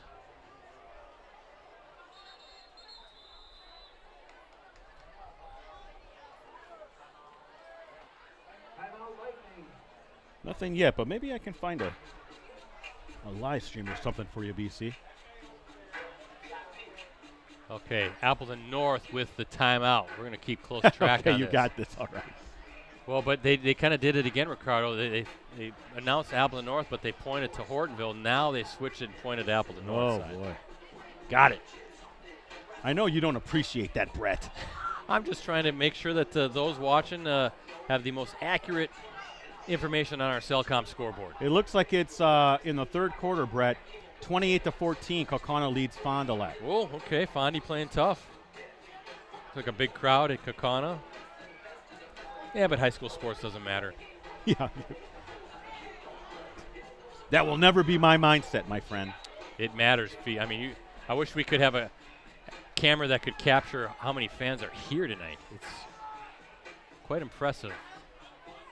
But you watch the highlights, you know, and I mean, you just see big crowds wherever you go. It's just a big deal. It's a hotbed for high school athletics. Second down, or check that first down out of the timeout. As Charlie Olson waits for it, going to roll to his left, tough throw, and finds it to Zielinski, and finally wrestled out of bounds by Quick. Gets it up to the 29, so bring up a 2nd and 1. There's a good pan of the crowd. There you go. Attaboy, Rosie. Now, that some of that open space you see in the middle right there, that's where the band was sitting for the first half, so that was jammed as well. But it's standing room along the fence line. The concession stand was packed. Just a great atmosphere here at Akin Field. Brett Seymour leads Wapaka 40-19. Wow. So their undefeated season looks like it'll continue. As Psalm trying to spin his way, got the first down. Nice to have Psalm there when you need that short yardage, huh? Powerful runner.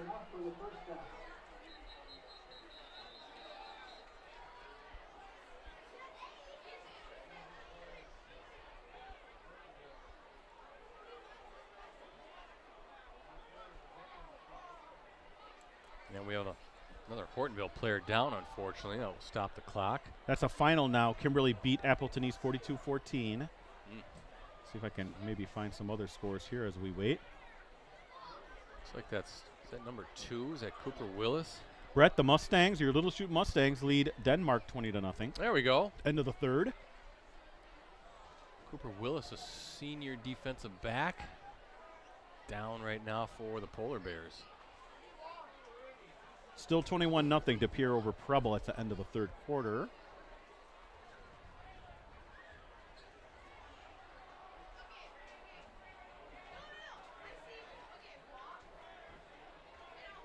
Freedom and Fox Valley Lutheran tied 21-21 at the half. I think we had that one. Mm-hmm. Can't find anything else, but I think that's the best we have in terms of late scores, or I should say the latest scores. Do you have anything updated on that Neenah Oshkosh West game? I know it was 22-3 Rockets at the half.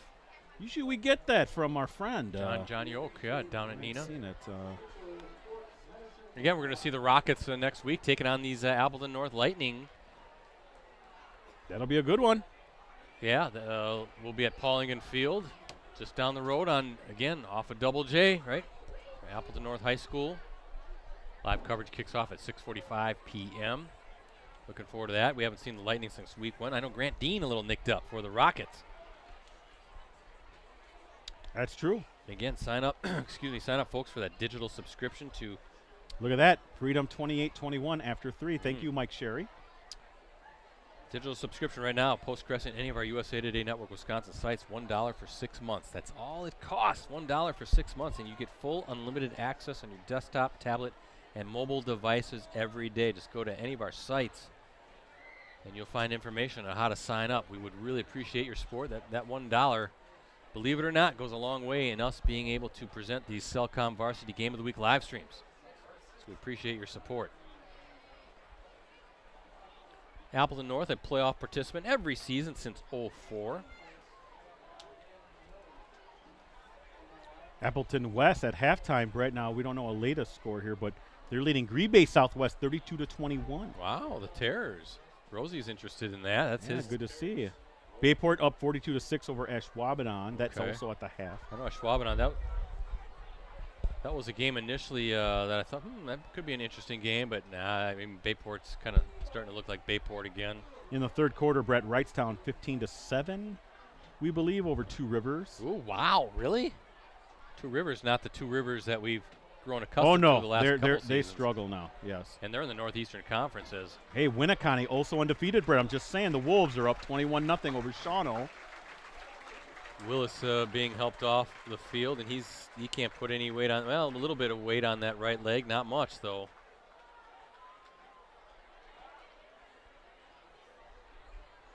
By the way, I'm pulling these scores off our little chat we have at the office. Some of our guys kind of pay attention to that stuff. So, gentlemen, Dan Cohn, Jim Oscola, Mike Sherry, we appreciate your hard work and all of this. Mike must be out on a game tonight, huh? Right, I would assume he is. I think he's at the FEL Freedom one, actually. Yeah.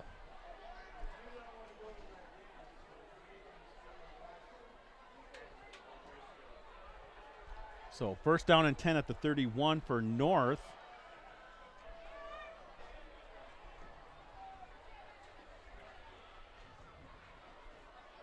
As Olsen awaits the snap. Quickly over to Abraham Tamori. And pushed out of bounds. Just getting that ball out of Olsen's hands quickly and trying to get it into the hands of another playmaker. 6-yard gain. Ball's at the 37, so a second down and 4 for Appleton North. Now, if I'm the Lightning, I take my time. There's really no rush, is there? No, just keep on running the seconds off that clock. Let it be your best friend. Amigo mejor, for those of you who love the Spanish language. Olsen, quick handoff to Oh, there he Psalm. goes. Oh, boy. This boy's Psalm on his feet. Watch out. Now it's a foot race. Trying to get to the end zone. Can he do it? Psalm finally wrestled down, but boy, what a big run that was. That was number 11 on the chase, Jack Tenney. To the 7-yard line, Brett. Now, And Ricardo, that could be a back-breaking yes, run right there. I was just thinking that. How many yards on that one?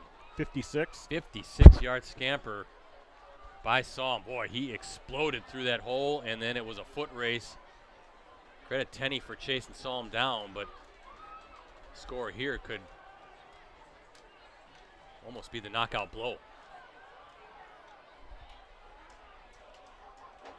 DJ Wilson struggling, trying to get something. Not much there.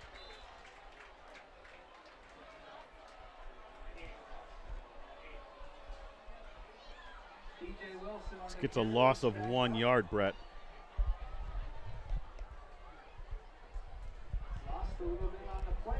You kind of feel like if North is able to punch this one into the end zone, Brett, that's going to be really tough for Hortonville to come back. Yeah, especially when you're winding down here in the third quarter. Under 2 minutes to play, clock running.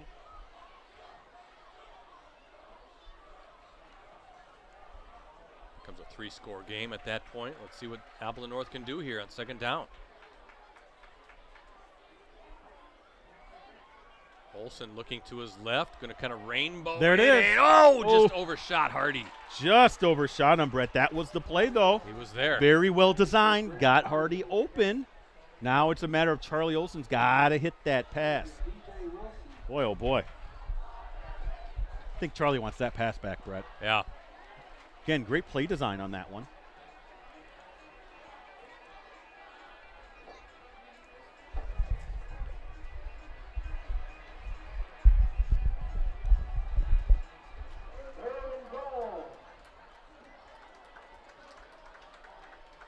Third and goal for the Lightning. Ball at the 8 is Olsen now under center. Tamori in motion. Watch out. Olsen somehow avoids it. Sidearm, and look at that. And he is in. Little sidearm toss to number 33, Jack Kangas, the senior tight end. Good job by Olsen. Nice job by Kangas to spin his way into the end zone, Ricardo. Kangas, that sounds like something out of Marvel heroes, right? The Marvel movies. But, Brett, good. Very good footwork from our guy, Charlie Olsen, right? I mean, able to get away from that pressure and get it to Kangas for the 8-yard touchdown.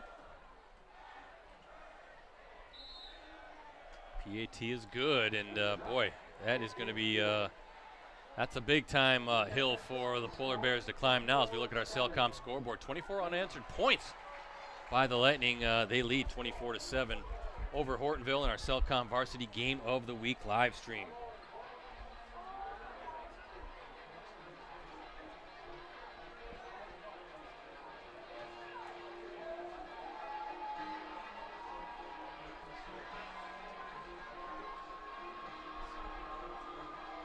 Second touchdown pass for Olsen. He's got the 49-yarder to Grant Hardy in the second quarter. Now the 8-yarder to Kangas there. Also a 1-yard run by Zielinski and Skorstad with a 32-yard field goal. The only score for the Polar Bears, that was Reggie Klain, the 1-yard catch from Butson. That gave Hortonville the lead, 7-0 with 1:22 remaining in the opening quarter.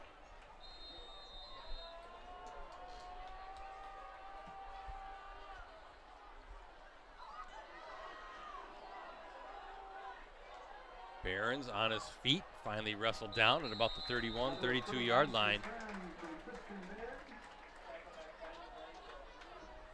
Tackles made by Ben Wenzel.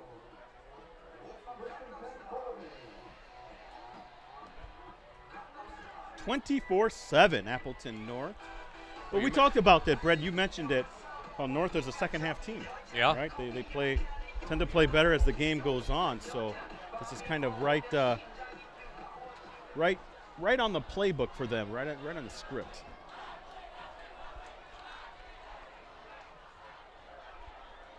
Butson in at quarterback now for the Polar Bears. And Here we he's go. going to He's rainbow there. one. He's got, just a little too far for Levi Hebe. Sean Hansen was Intended for Hebe, just overthrown. the defender keeping up with Hebe.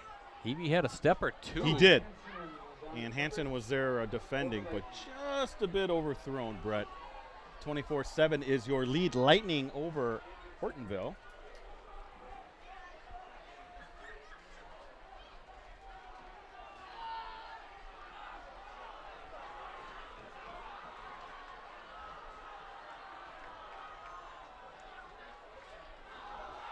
Butson going to keep it. Yep. Butson on the keeper. Looks like that was number 55 for Appleton North. Christian West, again, the senior defensive lineman, doing some good work tonight. Not getting fooled at all on that keeper. Now you got 39 coming up with under a minute to play. Boy, if Hortonville has any hopes of clawing its way back into this one, they need to pick this third down conversion up right here. As Butson waits for the snap. He's got it, rolling to his left. Tough throw, and he's got his guy, Zhang, for the first down. That's a tough throw, Ricardo. Going to your left as a right-handed quarterback. And Zhang with good hands, he comes up with it. I think it was a good route, too. It's one of those things where it did not stop before, the line to gain, right? It went past it. That's what you want. Needed 9, they got 9. Or got 10, I should say.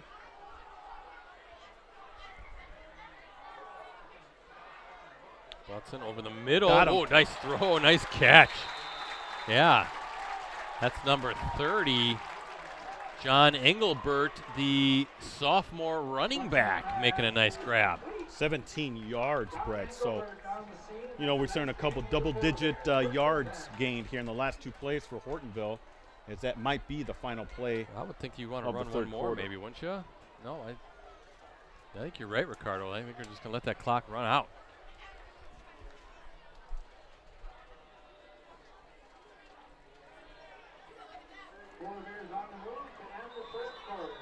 So 3 quarters in the books here at Akin Field as we look at our Cellcom scoreboard. Appleton North in command, up 24-7, 12 more minutes to go.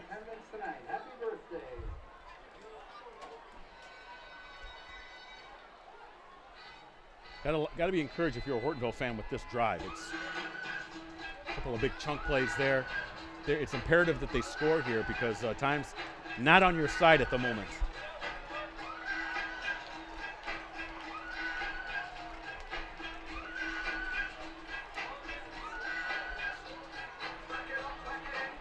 Yeah, next week we'll be at Paulding Field. We get to check out the Lightning again.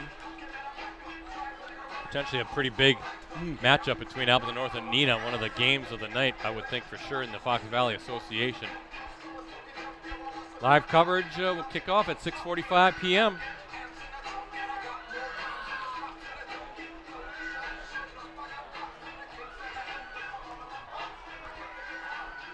One last quarter of play Yeah. between these two FVA combatants as Hortonville first down and 10 at the North 40. Ricardo, I was going to say we're officially past now the halfway point of the regular season. Yes.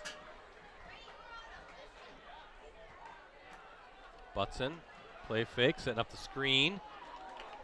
And wrestling for some yards there is Isaac Benke, the junior wideout. Pass complete to Isaac Benke. Again, I want to thank everybody here at Hortonville High School. What a great staff. Brett, they brought us some grub up here too. Yeah, the I activities know director, we all like that. Dan Milliron, is fun to work with, and we're looking forward to working with another fantastic AD next week, Jerry Kubuski. Jerry, the bar's been raised. I know you're listening. They're bringing us burgers and everything. We're all fat and happy right now. Even Rosie back there, he's all smiling. Usually he's pretty crabby by this time of the night. Got to keep your media chubby and happy. Jerry, we expect nothing short than a full Yes. press box spread next week. I'm not sure where they would put it, but we expect it nonetheless. Right by us. Yeah, in our We'll booth. figure it out. We'll make room. Third down for Hortonville. Butson over the middle. He's got Levi Hebe for a first down and moving the chains, and they Hortonville on the move here. Yeah, Hebe with a quick slant. Brett, defenders playing just a little bit off. Good pitch and catch for Hortonville. First and 10 at 27. They need points here.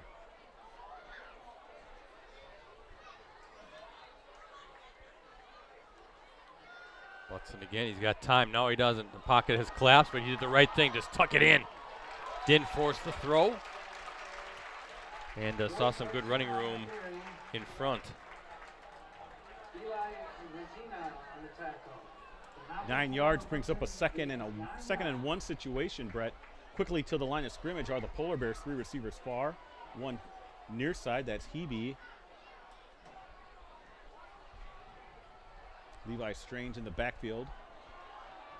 2nd and 1. Maybe this is a down you go into the end zone, perhaps? Yeah, good call, Ricardo. I think you might know. They're trying to set There something it up is. with. Is that Strange there? Boy, finally saw him. Shoves him out of bounds. At the 1. Yeah, Levi Strange. That's a good recognition by you, Ricardo. Maybe not the end zone shot, but works just the same, right? You get the ball out quickly into your playmaker's hands. I know, was that a little bit of a wheel route It there? was. You know, it's one of those things where, hey, you know, you got the defense reeling just a bit. Now it's power football. Got to take it in here. Yeah, Behrens, and he wrestles his way in. Is that a 1-yard run? It is. And a good answer by this Hortonville squad. What they needed. You know, they struggled offensively last week against East. They got the 6-0 win, Brett, but for them to score 14 points against Appleton North is encouraging at the very least.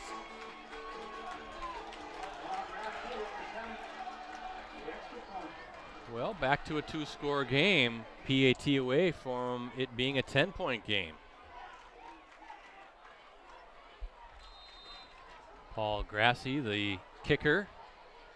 Snap good, hold good, and Grassi is no good. Sails wide right. So with 9:38 to play, our Cellcom scoreboard stays as it is. 24-13, Hortonville with the lead.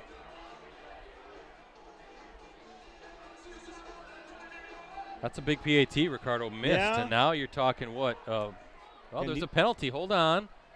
Unsportsmanlike against Hortonville. Or check that against Appleton North. Boy, Ricardo. It's against the Lightning. And I can see Rob saw him there. He wants an explanation. He's a little exasperated out there.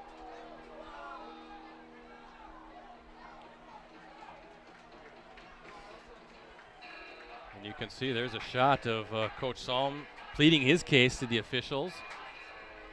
So that could be after the play, so is it? Yeah, they're going to kick off instead at the 40-yard line. So the extra point still is no good. Or check that, no, they're going to move it to the, Woo. yeah, that's where the kickoff's going to be. You can see where the official's marking it, okay. So you would think this could sail into the end zone, but boy, another kind of try to keep your cool. But I was going to say, with it being an 11-point game, that puts the onus now, touchdown and the 2-point conversion and a potential field goal. It makes it certainly a little bit trickier after that miss PAT. Now, the unsportsmanlike, you can see Hortonville going to kick from the Appleton North 45.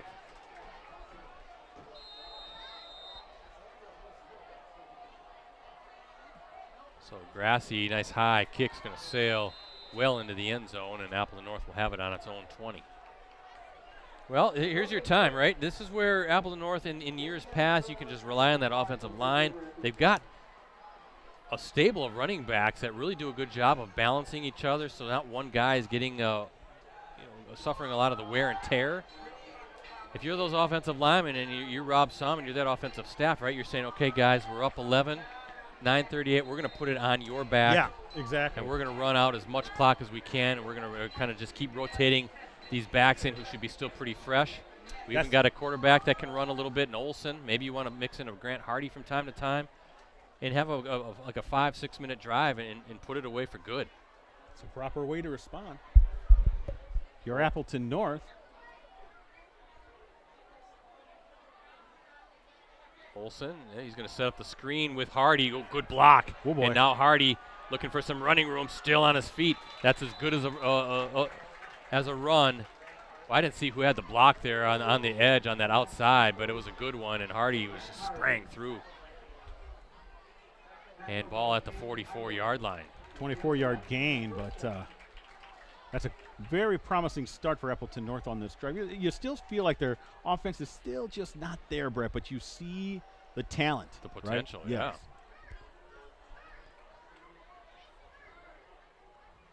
Yes. Olsen waiting for it. Hands off. I believe that's Zielinski spinning his way. It's a tough runner. He is. Credit number 35 for Hortonville. Matthew Spielman again, the senior defensive lineman, slowing down Zielinski to let his teammates finish up with the tackle, but a 2-yard run. That's a hard 2-yard run by Gavin Zielinski.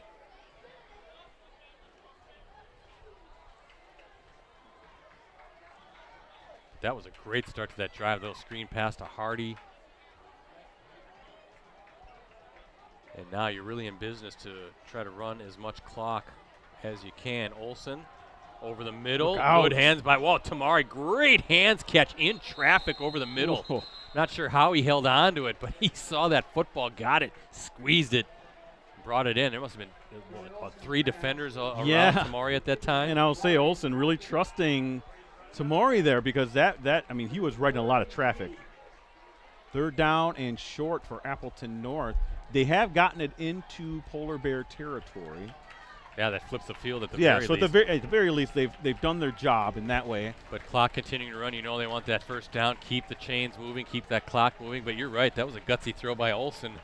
A lot of red shirts surrounding Abraham Tamari, but they come up with it. Here we go, 3rd down. Olsen, he's just going to keep it, and he's going to get around, and let's see where they mark it. Needed 2. Did he get it? That is close. They're giving it to him. They got the 1st down, boy, by a nose, and that keeps the clock moving as they get the chains all reset. Boy, that's a little bit of a risky run too, Brett. You're doing it right off the edge there, the right edge for Charlie Olsen. But able to get that 1st down and a new set of downs, 7:15 and running. Yeah, now Ricardo, you can kind of watch that back judge a little bit, right? There's really no rush to even snap this ball, as Olsen's going to now be under center.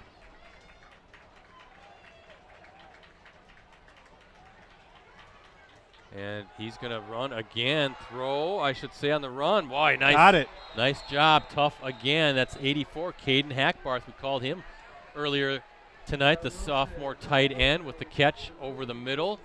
Again, that's a tough throw. The quarterback's out, rolling to his left as a right-handed quarterback. Kind of have to uncork that body a little bit, but Olsen did it, and he found Hackbarth another 1st down. See, I'm more conservative when it comes to this situation. I would have just ran it right up the middle as many times, Brett, as they can. I would get Bobby Salm in there. FEL up 35-28 now with 4:19 to go against Freedom. Ooh. Fox is trying to come back. That would be a huge win for FEL. I know that's a crossover game, but that counts in the standings. As Wilson now looking for some yards. And we're about halfway through this final quarter in Appleton North. Remember, this drive started on its own 20-yard line and doing a great job mixing some pass with some run, Ricardo. So not all on the ground, but safe throws for the most part, other than that gutsy throw to Tamori with a whole bunch of defenders around him. But both Olsen and Tamori making a great play there. 2nd down and 8 from the 33. The clock is now the worst enemy of Hortonville here as their defense is trying to prevent another score or any more yards, really, from Appleton North.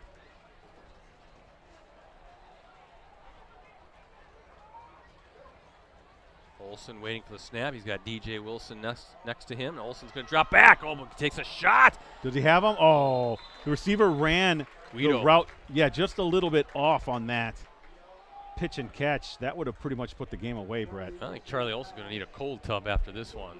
He's taking some hits tonight. Now here's the thing, Brett. Is this 4-down territory, right? Has to be. Has to be, yeah. No doubt about it. 3rd and 8. So that opens up your playbook just a little bit more, knowing that you got 2 more plays to try to get these 8 yards. I wonder if they'll try to set up a screen. Let's see what Grant Hardy lining up far Yeah. side. I would get him the ball. The kid can just make plays. Yeah, Look how far they're playing off of him, too. Yeah, and it looks like almost they're trying to set up. Well, let's see. Wilson now coming back. He's going to line up next to Olsen. Hardy's on the far side of the They're field. giving Hardy a little bit of a cushion there.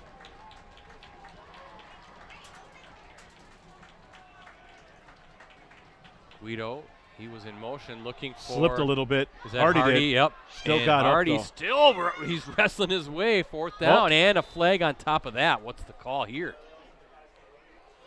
He slipped a little bit coming out of his break, did Hardy. Wilson's pass complete to Grant Hardy. Laying on the play.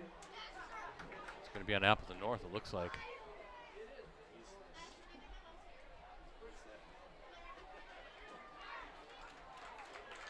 And so 3rd down again, Ricardo, and 8. So a gain of 5 yards, but they lose a 5 yards in penalties. So that clock is still going, though, Brett. Yeah. Yep, down to about the 5-minute mark here. Again, if you're Appleton North, there's no rush. And in fact, just kind of keep an eye on that back judge, and when he starts counting it down, snap the ball. Now he's raising his hand right now. Sideline warning, I heard, Brett, from the what it PA was? announcer. Let's see, maybe Tamari gets the ball in this situation. Let's see what Olsen wants to do. He's looking to his left, and watch out, finally throws it down. He felt pressure. Is that a grounding? That was number 28 for the Polar Bears, Levi Strange, coming in, but Under heavy pressure from Levi Strange. stops the clock with 4:47 to go.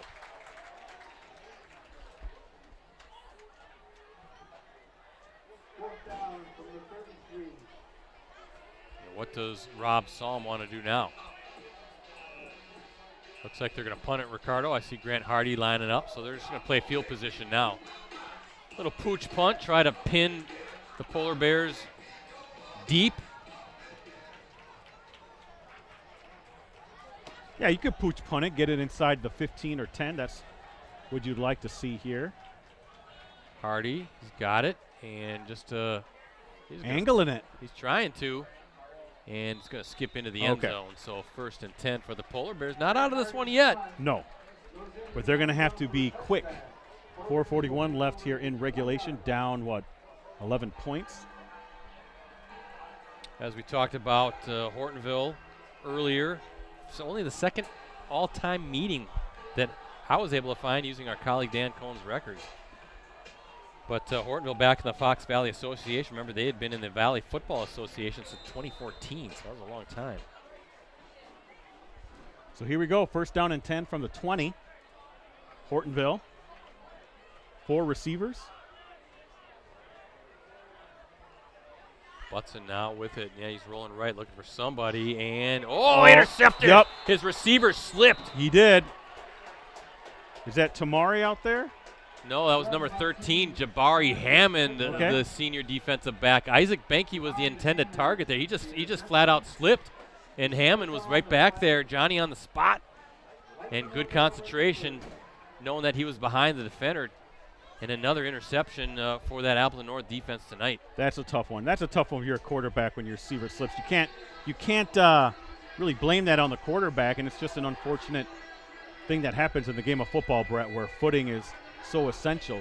Oh, you run your 4-minute offense, right? Now you just bleed this thing out. This is where I see a whole lot of Bobby Psalm, but or Zielinski. Or whoever. Just keep it running in between the tackles. Yeah, you got Hardy here near side. He's been a favorite target as well. Charlie Olson waiting for it. But a chance for Appleton North to sew up what would be its 4th straight victory here. Olson, he's going to run it. He's just going to try to stay. He's going to stay in bounds. Maybe he got a yard. Let's see where they mark it. But the whole idea here, Ricardo, is just let that clock run. Secondary of Hortonville really kind of blew that play up, Brett. They tried to attack the perimeter there. They weren't having it, so that's only a gain of 1 yard.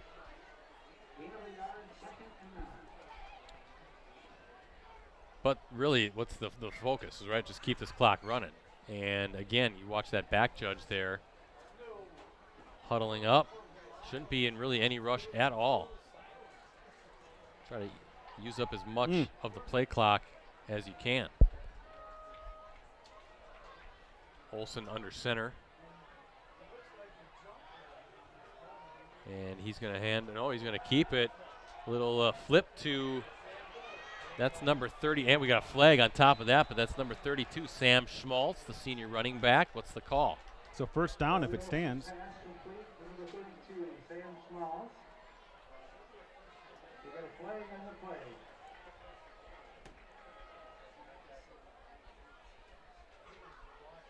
Illegal block in the back is the call against Appleton North, so that will negate that play to Schmaltz. Ball will be marked at the 29-yard line.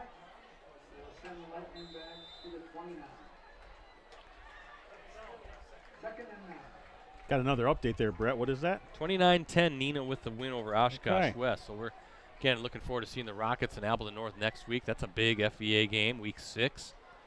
Looking forward to hanging out at Akin Field. Hopefully we get another 85-degree day. Hey, I wouldn't mind that.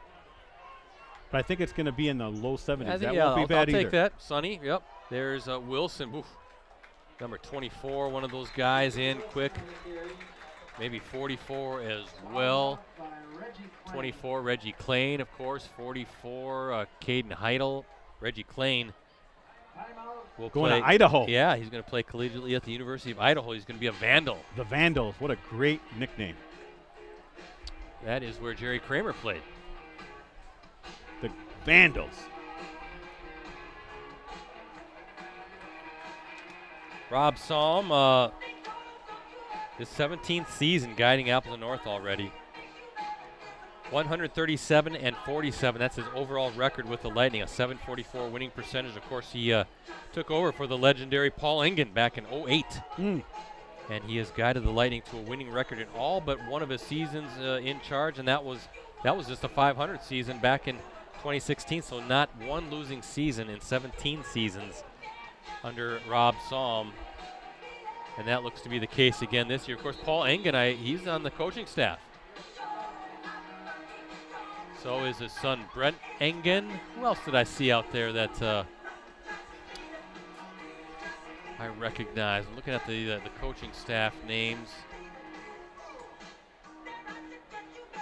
Yeah, there's some. His names aren't jumping out at me, but his face looked familiar out there. But anyway, I saw the legendary Paul Engen out there. He still looks like he can strike fear in any high school kid.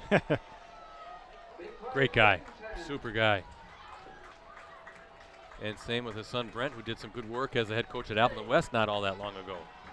It's a good coaching staff for the Lightning. Good coaching staff for Hortonville, too. Again, I feel like there are pieces in place for the Polar Bears. And what do we have now? A delay of game coming out of the timeout. Whoa. This is stuff that's sloppy. Can't have this. I've seen pro teams do this, Brett. namely my Chicago Bears. Yeah, your Bears have some issues offensively again. Yeah, that's tough when that wasn't just this year. That's been like the last 20 years, it seems. They've always had a few of those during the season. That's nothing more frustrating than. Hey, listen, there's no doubt that Caleb Williams has some incredible talent, but if you got no offensive line, that guy's going to get pummeled by the time the season comes to a close. Well, I'm hoping they don't play another team quite like that Houston Texans defensive ends. Olsen, tough throw. That's Guido with the catch. What number is Guido? Number 11. Okay. Look at Nick Reichert, second season as Hortonville's head coach. He was the Polar Bears defensive coordinator the previous 2 seasons. I mentioned this before. He played college ball at Truman State as a defensive lineman. Sure. Had a good first season, 5-5 last year with the Polar Bears. Led Hortonville to a berth in the Division II playoffs. Hortonville losing to Cedarburg in the opening round. His comment to our colleague Mike Sheridan taking on Appleton North tonight, quote, "The message to our team is to continue to focus on what we can control, execute the game plan, and give ourselves a chance to be 1-0 this week."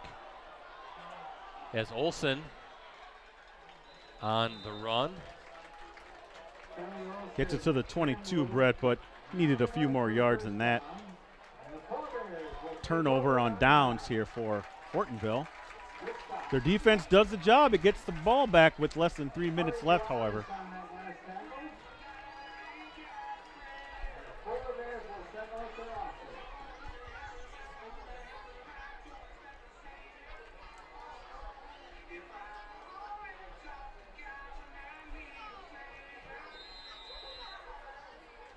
Well, we'll see. 2:55, 2 timeouts remaining. A.J. Pfeiffer in at quarterback now for the Polar Bears. Pfeiffer looking, slings it over. And that's Zhang, and Hortonville.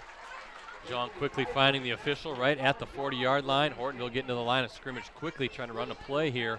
He's got a little bit of gun to him, doesn't he, this Pfeiffer? Sidearms it as well. Yeah, 5'9", 180-pound sophomore. And Pfeiffer on the run again, looking for some help. Finally gets rid of it and broken up. Oh, he should have caught that, but Brett, that's usually what you don't want to see from your quarterback. Throwing across his body into the middle of the field. Zhang, the intended receiver, but how about Eli Vazina? Called his name a bunch of times as well.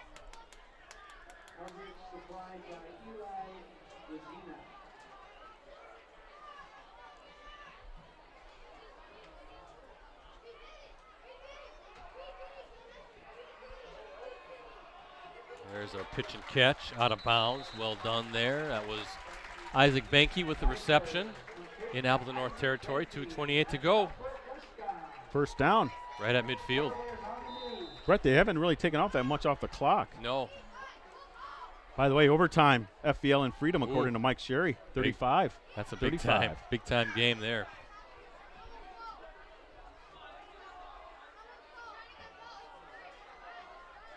Seems like with FVL you get a lot of points, both sides. Look out. Pfeiffer scrambling. Flags. That's going to be a hold. Oh, Hebe with a leaping attempt, and he's down. Oh, he's all right, getting back up. And that is going to be a hold against Hortonville.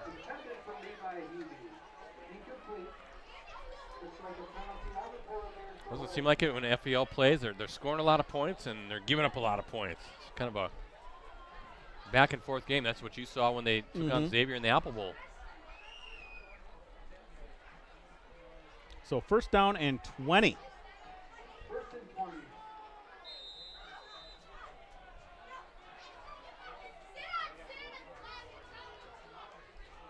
.220 left here in the fourth quarter.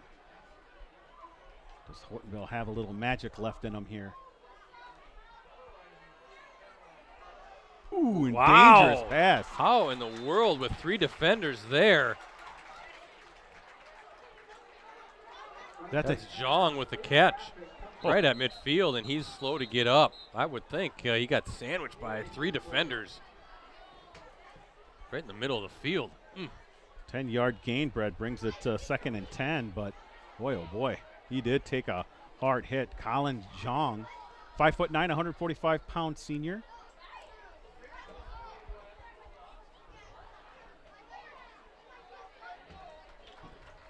And he's up. Looks like he's okay. Good to see.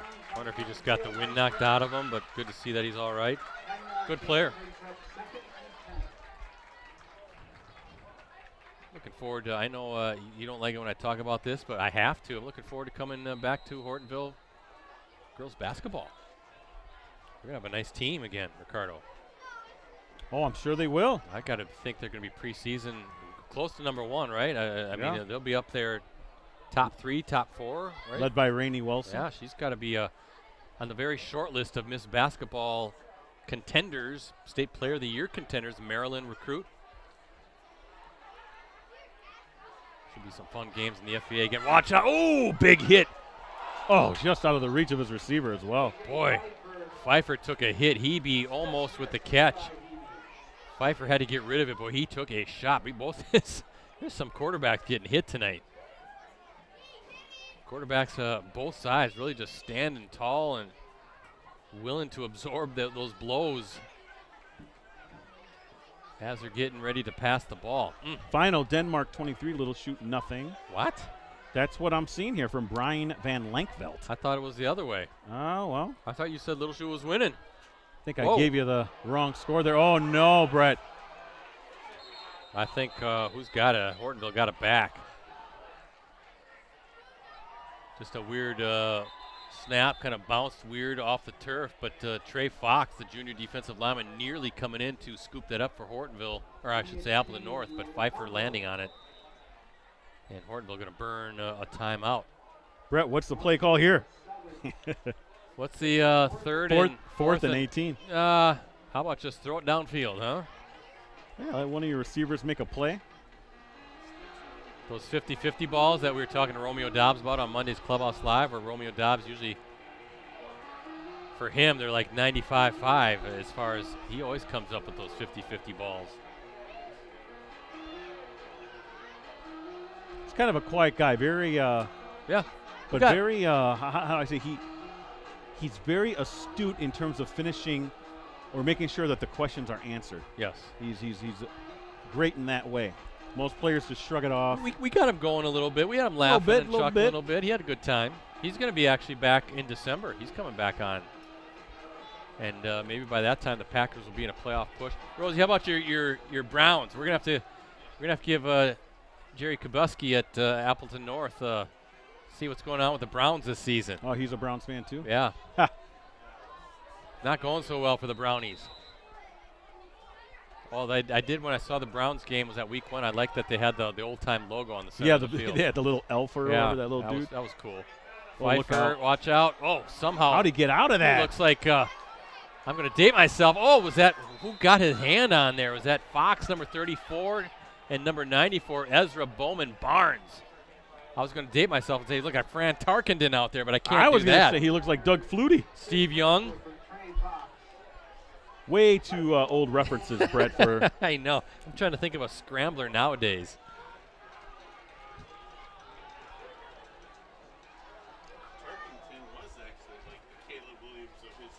Yeah. Fran Tarkington, yeah. Look him up, I would kids. say Kyler Murray. He looks a little more. There you like go. Kyler Murray. It's not bad. And victory formation.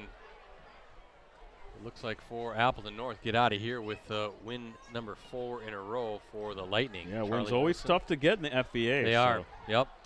Tough league.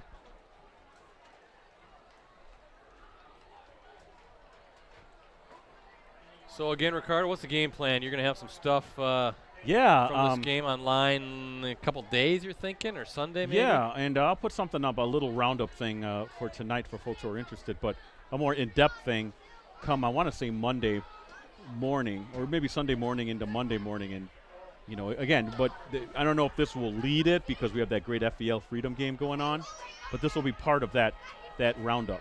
Yeah, and again, Dan Powers, our photojournalist, was here taking pictures tonight, so check those out later tonight on postcrescent.com. And I'll have a play of the game video from this.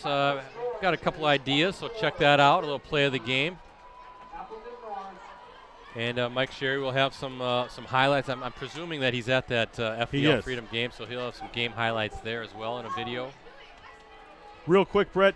Yeah, some thoughts here before we wind down. Hortonville. Again, we talked about this before. We previously saw them. We're like, there's things there, right? There's components that you like to see. There's talent. There's a playmaking ability. It's a matter of them figuring out how to harness all that and get it going in the right direction. Anytime you play in the FBA, you're not going to get tomato cans, as I like to say. Every game is going to be tough. Yep. So that's a matter of them finding out a way to play 4 complete quarters. Now for Appleton North, they're getting better and better at that. The offense, similarly, did I just say that right? Everything's there. They're close. I feel like they're close, right, to getting consistent plays. They welcome back Tamari. That helps a little bit. To me, I love Hardy out on the edge. Keep Olsen there at quarterback. Let Hardy work his magic at the receiving end of it. They have good running backs. Their defense is going to keep you in most games. This is a very, very solid team on all 3 levels, Brett. Now it's a matter of that offense to keep improving because, to me, they're going to go as far as that offense can take them. Yeah, that's a team you don't really want to face in the postseason, do you? That Appleton North squad. That defense is going to keep you in games, and I think this offense is just going to kind of keep picking up as the season goes on. We're going to see them again next week. We're going to kind of see what kind of a design they have for Nina. We're going to see if Grant Dean is back, the standout running back for Nina. If is he banged up? How long is he going to be out? I contacted him, but he was very mum on his condition. I said, hey, how are you out for a while? What's going on? He goes, not sure. So he's playing a little bit like, keeping it within the family there. Nina, I get it, but I had to ask. I'm nosy. He's following Matt LaFleur's answers about Jordan Love this week, and all LaFleur says is he's limited.